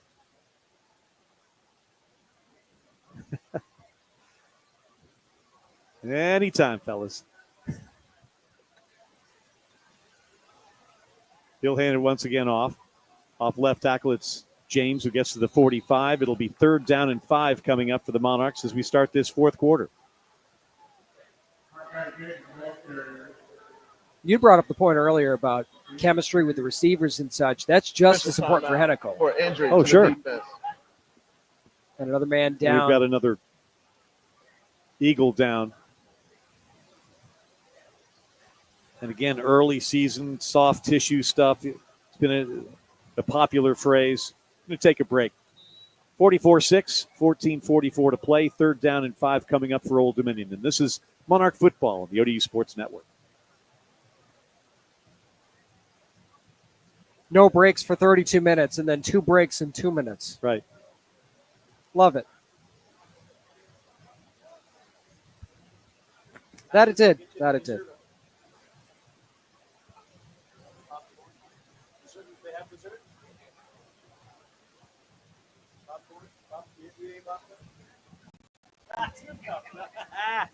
Nice. We've got a 2-cup popcorn gal up here. Wait That's a how minute. you do it. What am I missing? I have the popcorn, of course. All right. Okay. Lauren Rivera Galvez saying 2 popped corns for me. Yasmin's going, listen, I'm working. I'll take 1. I mean, hey, you don't want to have to get up to get more. It's popcorn. You know you're going to want more. Just grab 2 now, and you're good. When can popcorn be a dessert item? You sprinkle a little bit of caramel on there or something? When it's caramel corn. Kettle corn. And, that's when the sweetness and the saltiness really makes a lot of sense. Here was my $1 million idea. In every movie theater, the bucket of popcorn, I wanted to include, glued to the bottom, a piece of floss. Okay, that's not terrible. You like that? That's not terrible. You with me on that? That's not terrible.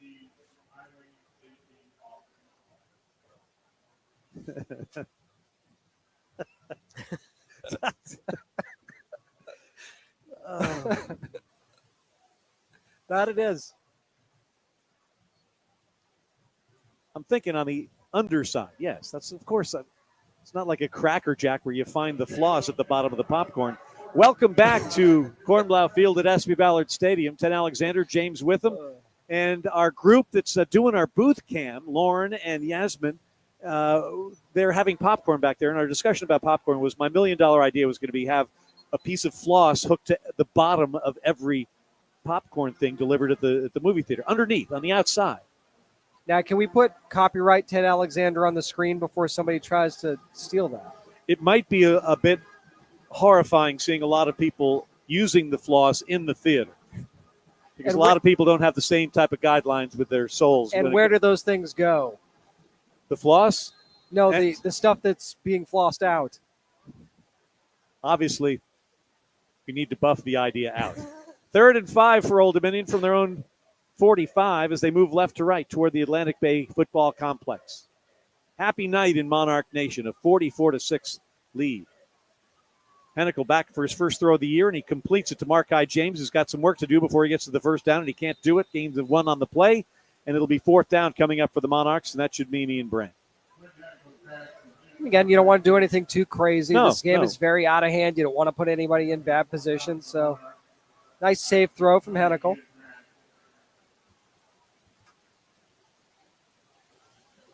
Back to return the punt. It's Mackay Wall for the Eagles. Wall's been their big play receiver up to this point. 3 Brandt, catches, 106 yards. Brandt, 2 punts thus far for a 31.5-yard average. This is a better kick, a high kick that's fair caught at the 13-yard line. Not a lot of room given to Wall on that one. And NC Central will take over with 13:41 to play, and we'll see if they keep Jones at quarterback. Yeah, I think you kind of have to because they've shown that what they needed was more mobility from the quarterback position, and Jones certainly gives them that. We haven't really seen him throw the ball enough to know what he can do there, and maybe that's something that the Eagles are going to want to work on here. Josh Jones, 6 foot, 185-pound redshirt sophomore from Fayetteville, North Carolina, is at quarterback again. Mosley stands to his right. Christian Mosley takes the handoff and tries to take it up the middle, gets across the 15, down at the 17-yard line. 4-yard gain on first down, 2nd and 6 with 13.5 to play. Doesn't look like we'll have a third consecutive 100-yard performance from Mosley, barring a big run here. That is his 20th carry now, though, in the game. We saw, though, in the first half how he can spring them. No question. And he has the ability to turn a blocked hole into a cut to the left or cut to the right and many more yards. Talented back, Mosley. But the Monarchs, after he had some early success, bottled him up pretty well. Here's Jones, takes the snap and keeps it himself and will be out to the 19-yard line. 3rd down and about 4 coming up. And there's the inexperience from Jones right there as he went to have a read option and there was nothing to read. So he had to kind of take it himself, which is what Colton Joseph did earlier.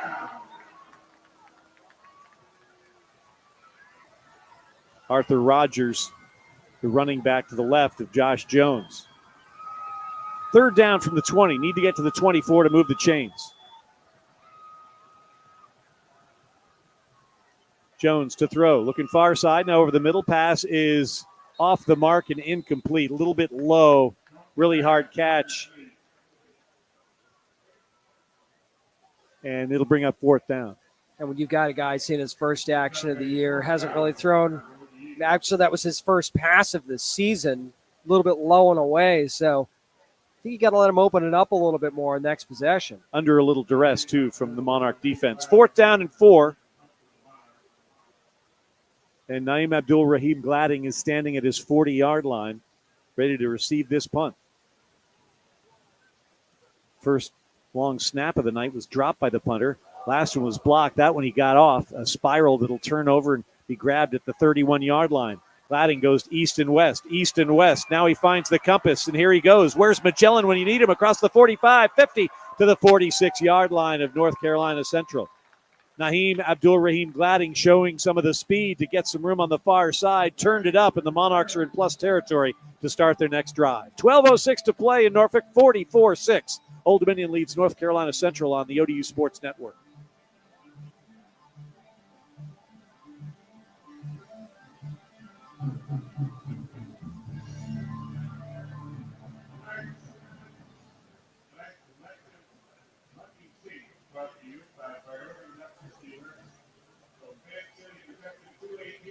What's the Mets score, Richie? See how America's team's doing. My team's going up in smoke right now, so starting to lose interest. Baseball's dead to you. Well, one injury, and that kind of derailed everything, so. Ugh. Yeah. Oh. Well, we're fine. I'm glad you feel that way. Why do I feel that way? I said I'm glad you feel that way. Yeah. So how James, a big Commanders guy, you nervous about tomorrow at all? Absolutely. It's the Giants. Washington and New York games are always more interesting than they should be. Do you ever get tired of talking about the National Football League on your weekday afternoon sports talk show with Scott Jackson on Priority Auto Sports Radio 94.1? No, it's very enjoyable to talk about the NFL as much as possible. And we'd like to thank the NFL for constantly giving us something to talk about, mostly Jerry Jones. Hey, who won the women's singles championship, Richie? Oh, good question. I'll need this before we go back on the air.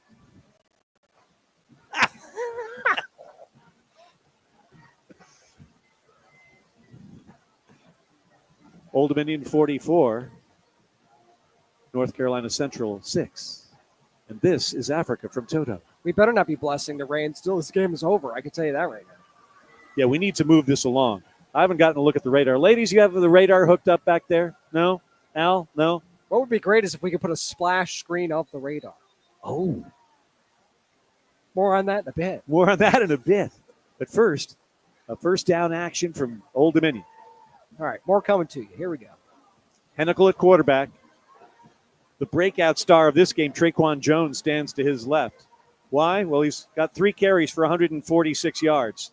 That'll catch your attention. 1 touchdown of 39 yards, another touchdown of 93 yards. And then there's his other carry. We won't talk about that. No need. 12:06 to play.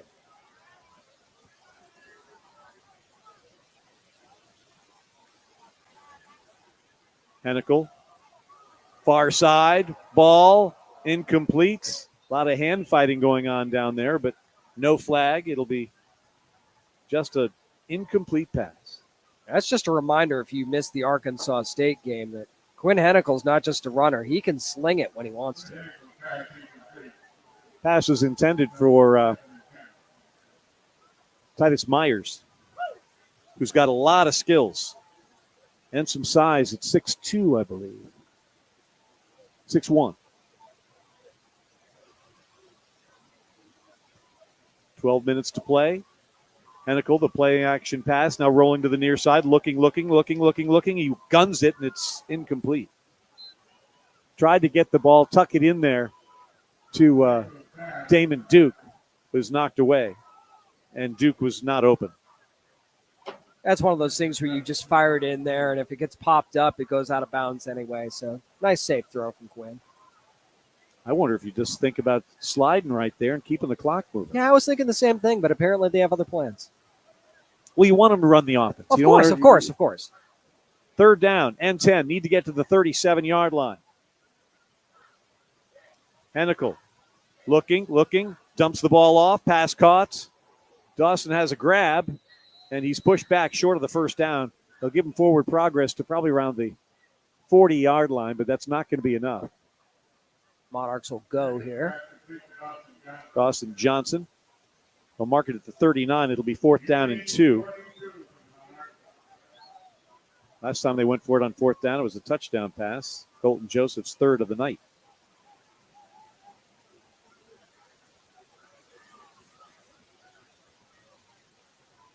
They bring Johnson, flexes off the far side of the formation.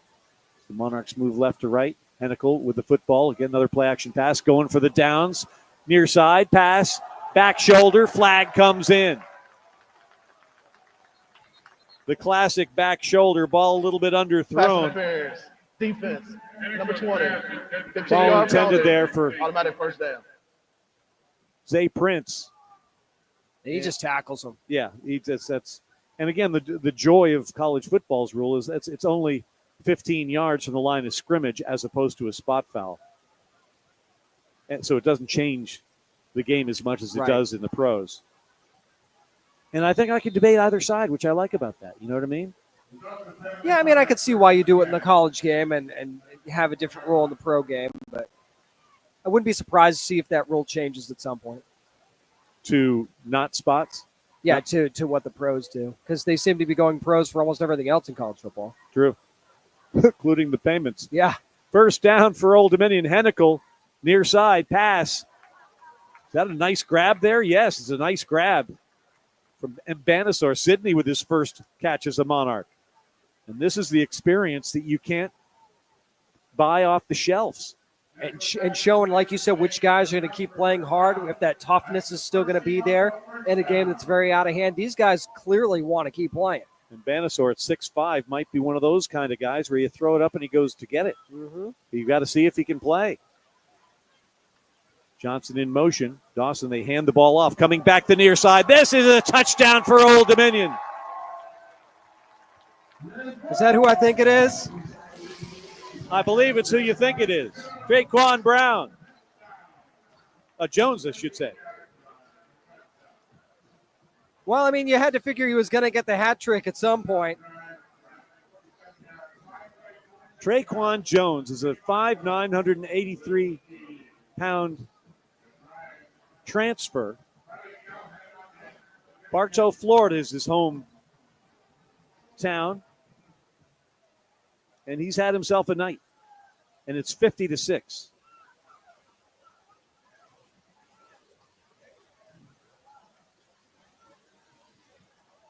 Extra point from Riley Callahan is good. And it's 51-6 with 10:22 to go. You want to talk about sending the fans home happy, putting 50 on the board will do that for you. Monarch football brought to you in part by Atlantic Orthopedic Specialists. Atlantic Orthopedic Specialists, proud to be the team physicians for the ODU Monarchs. Go where the athletes go, AtlanticOrtho.com. No word on Zach Barlev. He was taken off on a cart earlier in the second half. That, unfortunately, will be one of the storylines coming out of this game if he is lost for any extended period of time. He's the Monarchs' best offensive lineman and leader. And we'll see. It was a right leg injury.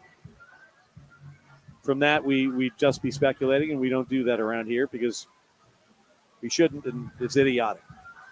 And the cart did come out immediately for what that's worth. Yep. But, I mean, the leader will still be there. It's not like he'll disappear. He'll obviously still be around, but to not have your best offensive lineman on the field, I mean, I don't care who you're playing. That's going to be a huge adjustment for this team. Nathaniel Eichner to kick this one off, the left footer. A high Poochie kick to the far side. They will be fielded at the 9-yard line across the 10, the 20, the 25, the 30. And Peterson will go down at the 35-yard line. Chance Peterson has had a couple of nice returns here today. I mean, they've got some speed on this Eagles team. We've seen that on full display. They just haven't been able to put it all together once they have the offense out there. Monarchs with 51. First time over 50 since the Charlotte game back in 2021. They scored 56 that night against the 49ers. To become bowl eligible, if I remember correctly.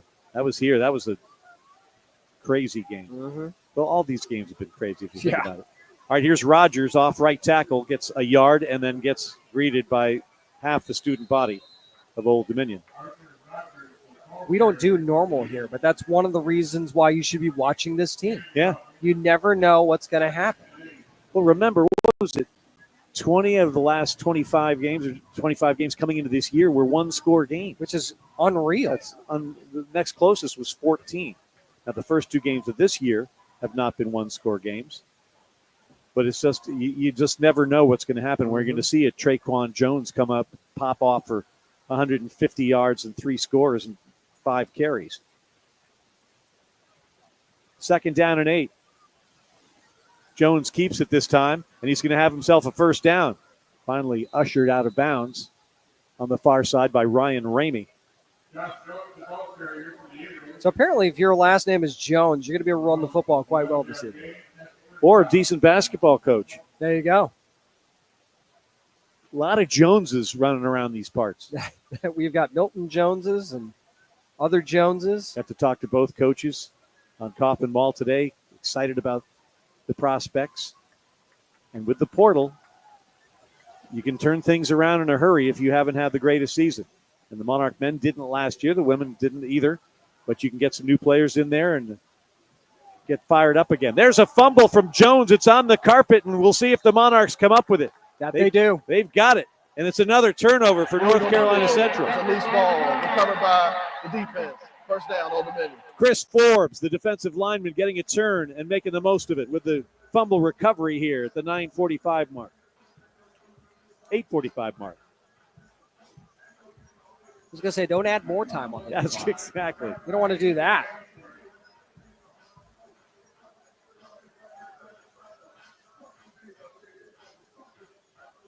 Well, again, it's just good to see these reserves coming in and making big plays because you never know when you're going to have to count on one of these guys in a big spot. Sabalenka defeated Anisimova in the women's singles championships at the U.S. Open, 6-3, 7-6. And she's been so close. Just hadn't quite been able to get it done.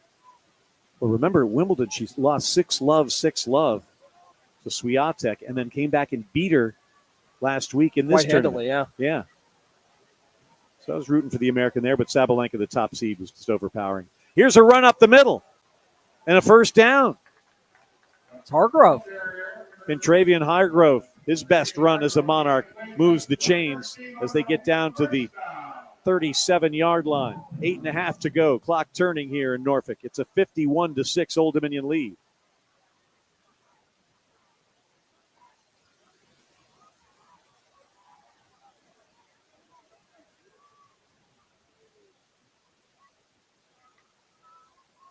Hennikel hands the ball off.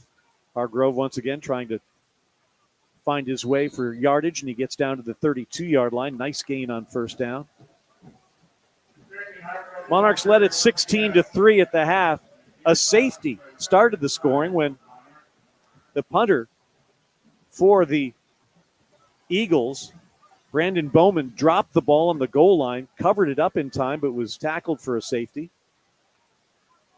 Monarchs added a couple of touchdowns after that to make it 16-3 at the half. There's a low snap that Hennikel has to pick up and barely gets back to the line of scrimmage. It'll be 3rd down and about 4 coming up. On a team which sometimes in the past, James Witham, has struggled with the snaps, that's the first bad snap we've seen tonight, really. Yep. 3rd down. Need the 27.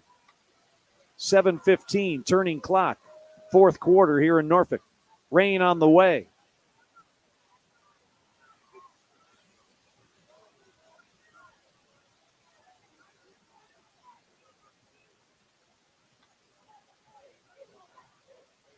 Hennikel keeps it himself, breaks the tackle, dives to the 29. That'll be short of first down yardage, but they've been going for it recently. Now they're going to kick it. Well, this is one of those opportunities to give Callahan a low-pressure, long field goal opportunity. But this will be his first attempt, right? I believe so, actually. You're right. It'll be a 48-yard field goal attempt from left to right toward the Atlantic Bay Football Complex. Ball's right in the middle of the football field. See if he can make it to the checkered flag net here. Ian Brandt's the holder. Ball is down. The kick is up. He's got the distance. Does he have the accuracy? The answer is yes, he does. 48-yard field goal for Riley Callahan. That's the longest of his career, and he improves the Monarchs' advantage to 54-6. 6:13 to play. We'll take a break. Back to Norfolk in a moment on the ODU Sports Network.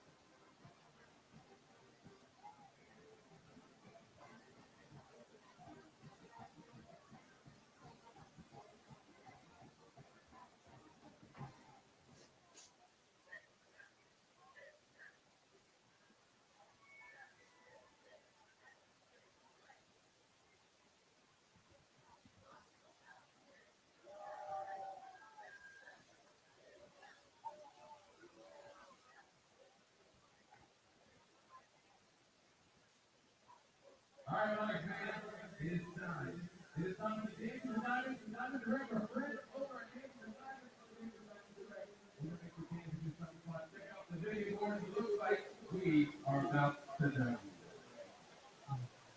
Ready for this? You know you win. You got a good kick card for the director. You get that big award. What break is this, Richie? We got $250 gift card for the director up for grabs, brother. I see.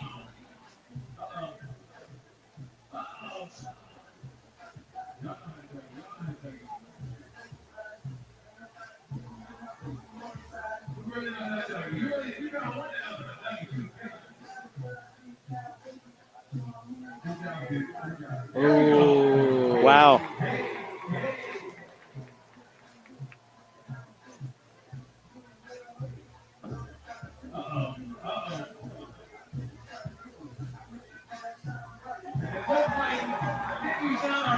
Monarch football on the ODU Sports Network, live from Cornblow Field at SB Ballard Stadium in Norfolk. Monarchs scored a safety and then went off to the races. 54-6, their lead over North Carolina Central.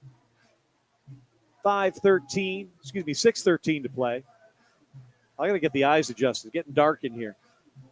I mean, if you want to just knock a whole minute off the clock like that. Well, I added I'm one not a second say ago. no. I mean, come on here. Marshall in a barn burner. Richie's got the scores coming your way in our Monarch football postgame show. James will be down with the postgame interviews as well.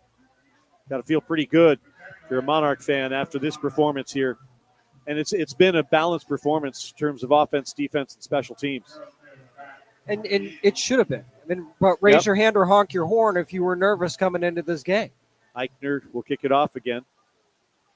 High over end kick, backpedaling, grab made at the goal line, and getting tripped up at the 16-yard line is Darrell Taylor. It's probably one of the better coverage stops for the Monarch special teams tonight. And that's why you get the height on the kick, and you actually kind of want them to try and bring it out from there. You know, if you don't have the bazooka that can make it a touchback every time and they get it at the 25, well, you give them a high one, which allows your coverage team to get down there, and you try and get them before the 20. And the Monarchs did just that. And you never know whether you're going to be dealing with at any point this season where you might not be able to do that either. You've got to know what your coverage unit has. From the 17-yard line, far hash mark, Josh Jones and the Eagles will take over. Little handoff and straight up the gut. Again, the 2s and 3s getting an opportunity to play. This is Zion Dobson, his first carry of the game. And gets out to the 27-yard line, should say. First down. So nice run for Dobson on his first carry. We're under 6 to play here in Norfolk. 54-6 Old Dominion. Monarchs will go to 1-1. The Eagles will drop to 1-2. They get Fayetteville State next week. Old Dominion travels to Virginia Tech. Jones keeps it himself on the far side, and flags are flying in there as he's dropped after a 2-yard gain. Likely a hold there on the Eagles. See if That'll the Monarchs accept it or not. How about this score? Personal foul. Blindside block. Offense, number 12. Half the distance to the goal. Replay the down. In Baton Rouge, LSU 10, Louisiana Tech nothing at the half. Interesting. LSU so impressive in their win at Clemson last week. Of course, we'll be seeing Louisiana Tech back in the Sun Belt here coming up shortly. Oklahoma leading Michigan 14-0 at halftime. First down and forever for Jones and the Eagles, and they hand it off at a short gain out to the 14-yard line. Another carry there for Dobson. I think the Eagles have indicated that they'd like the check. Alabama, after getting shocked at Florida State. We'll see if Florida State's any good. They've bounced back, and they're beating UL Monroe, a future Monarch opponent. 2 minutes to go in the second quarter, 35-0. That game in Tuscaloosa. Here it's 54-6 Old Dominion with 4:37 to play. Jones keeps it himself, runs into a bunch of Monarchs, evades them, gets across the 15, and squirms his way to the 19-yard line, where it'll be third down and about 7:18. And now the problem becomes is it's up, and he loses his helmet, so in comes Harris again.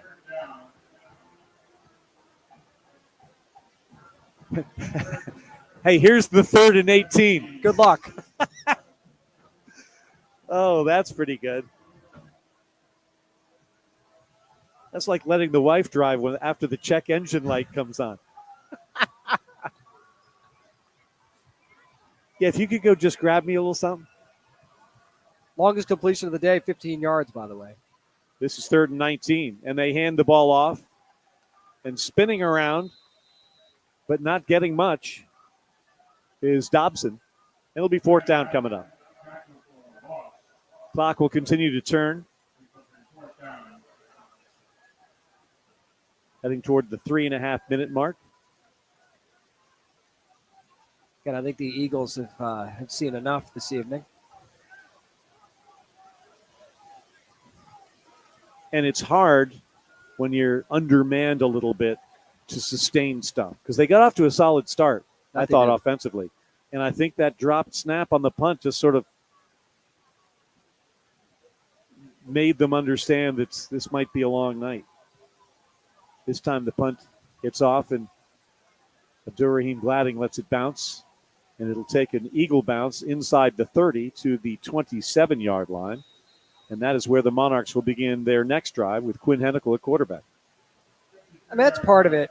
You're right. That was the catalyst anyway. But, I mean, when you're 4 of 15 on 3rd down on the night, well, actually that should now be 4 of 16. And then the conversions that they didn't make on the 4th downs. And especially when they tried the tush push there at the 3-yard line on a 4th and 1 when you had your all-everything running back who was gashing the Monarchs early out of the game. I mean, certainly they've kind of brought this on themselves here, too. Hennicle and the Monarchs with a first down from their own 27-yard line, 2:59 to play. Quinn's going to keep it this time and go off right tackle, cut back to the middle, and just get crunched. He's got to watch out there as well. Mm-hmm. We have another injury for the Eagles. Might try to tough it out. But Elijah Clark will hang in there, the defensive lineman. Maybe he won't. And they're saying, no, that'll be a timeout. Timeout, North Carolina Central. First of 3 first for timeout of the half. NC Central. This will be a 30-second timeout. 2:34 to play. We've got our 2-minute timeout coming up, and then we'll get this thing to the postgame show and mosey along before Ma Nature soaks us. I guess we could call up the radar, couldn't we, James? We could do that.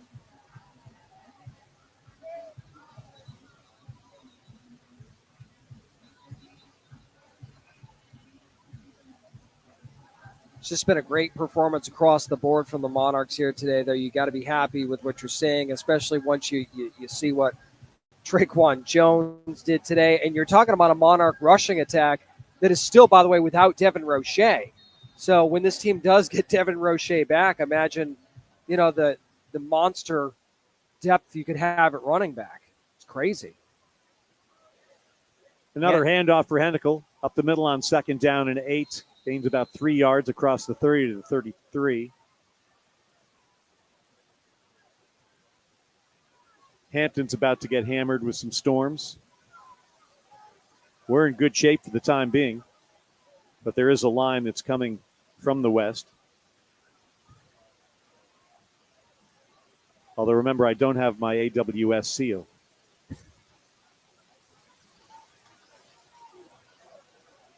Flags go down. Hennikel looking deep down the far side. A pretty looking ball is incomplete. Had a free play there, so why not? Offside. Defense in the neutral zone at the snap. 5-yard penalty. Free play. 3rd down. Monarchs worked that to This will be perfection in the first 2 half. minutes. Pass there intended for Titus Myers. And that brings us to the 2-minute timeout. It comes with 1:57 to play. 54-6. Old Dominion leads North Carolina Central. And we're back in a moment on the ODU Sports Network.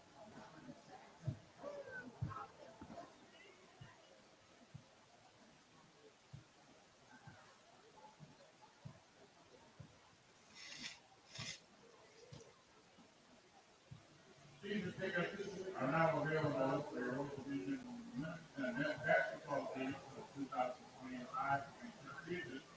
Scan the QR code on the early board to reserve your season tickets and do that.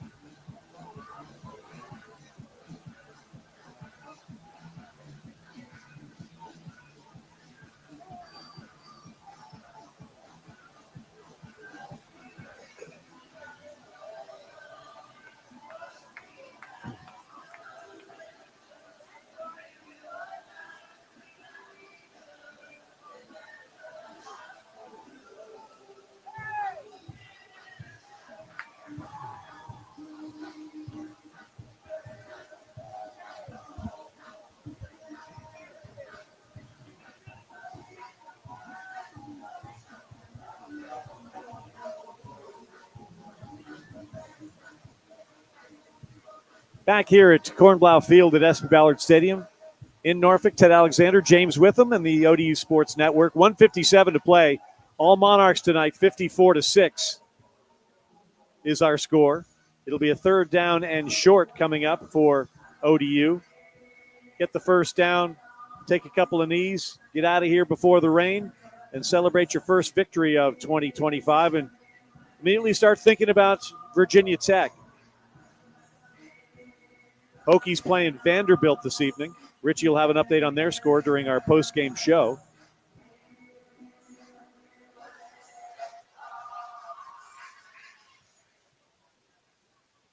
And, win, lose, or draw, James, we've noticed out of the Ricky Ronnie teams, by the time they get to practice on Sunday, they've turned the page. No question. And that's why, they've been teaching 1-0 almost since he got here. From the shotgun. Hand the ball off, and it's a first down, bucking it up the gut. Carry that time. Troy Marquez.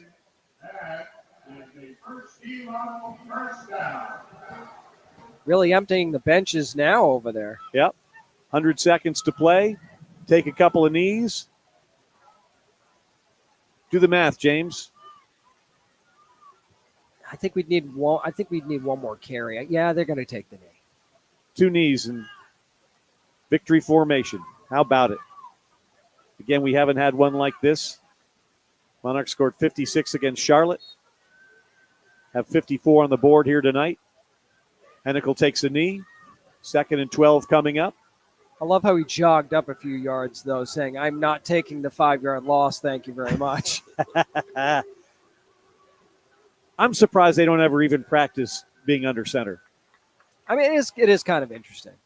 Because on a 3rd and a half a yard, if you really needed it, and you're starting with the snap 7 yards back. No, I understand. You're not the only one that feels that way.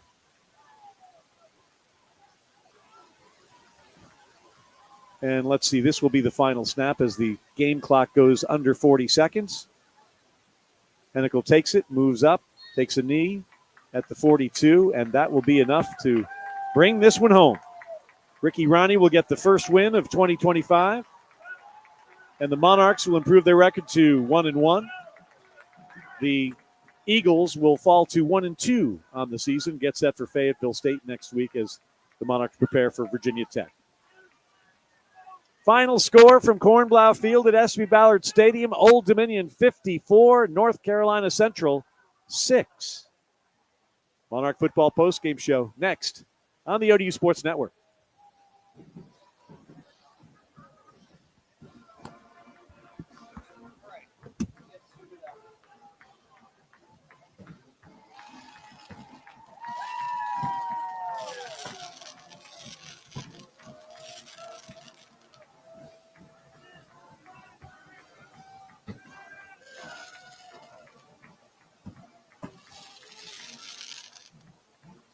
We're live at Cornblow Field at SB Ballard Stadium on the campus of Old Dominion University in Norfolk.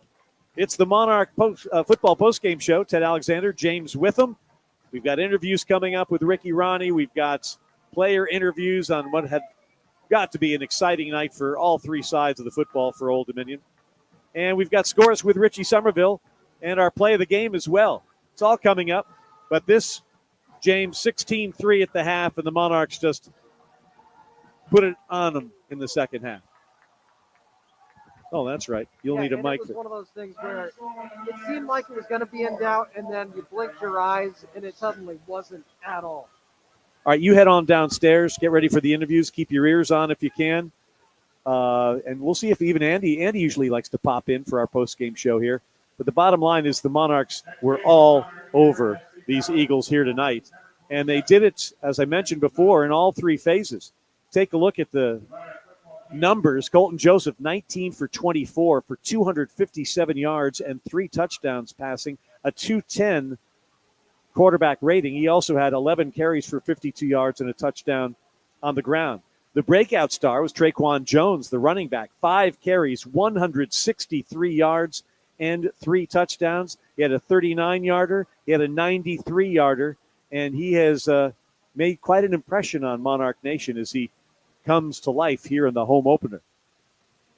Contravian Hargrove, 5 carries, 25 yards. Bottom line is the Monarchs roll up 545 yards of total offense, hold the Eagles to just 224, and win it going away by a final count of 54-6. This is the Monarch Football Postgame Show on the ODU Sports Network.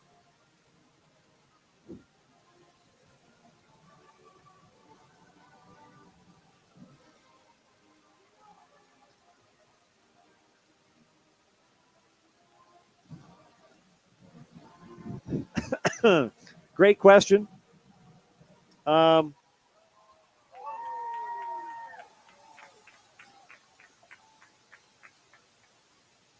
thinking about the Traquan 39-yarder.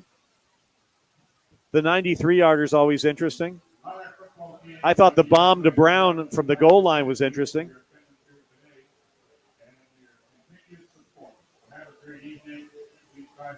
I'll leave it to you. Folks on the stream, we thank you for tuning in. We do this for every ball game, and it'll be from Lane Stadium next Saturday. We'll join you around 5:50 or 6:50 with the kickoff at 7 o'clock. But want to thank Lauren and Yasmin for pressing the buttons for us tonight. For James Witham and our entire crew, so long. Again, the final score, 54-6. Good night, everybody.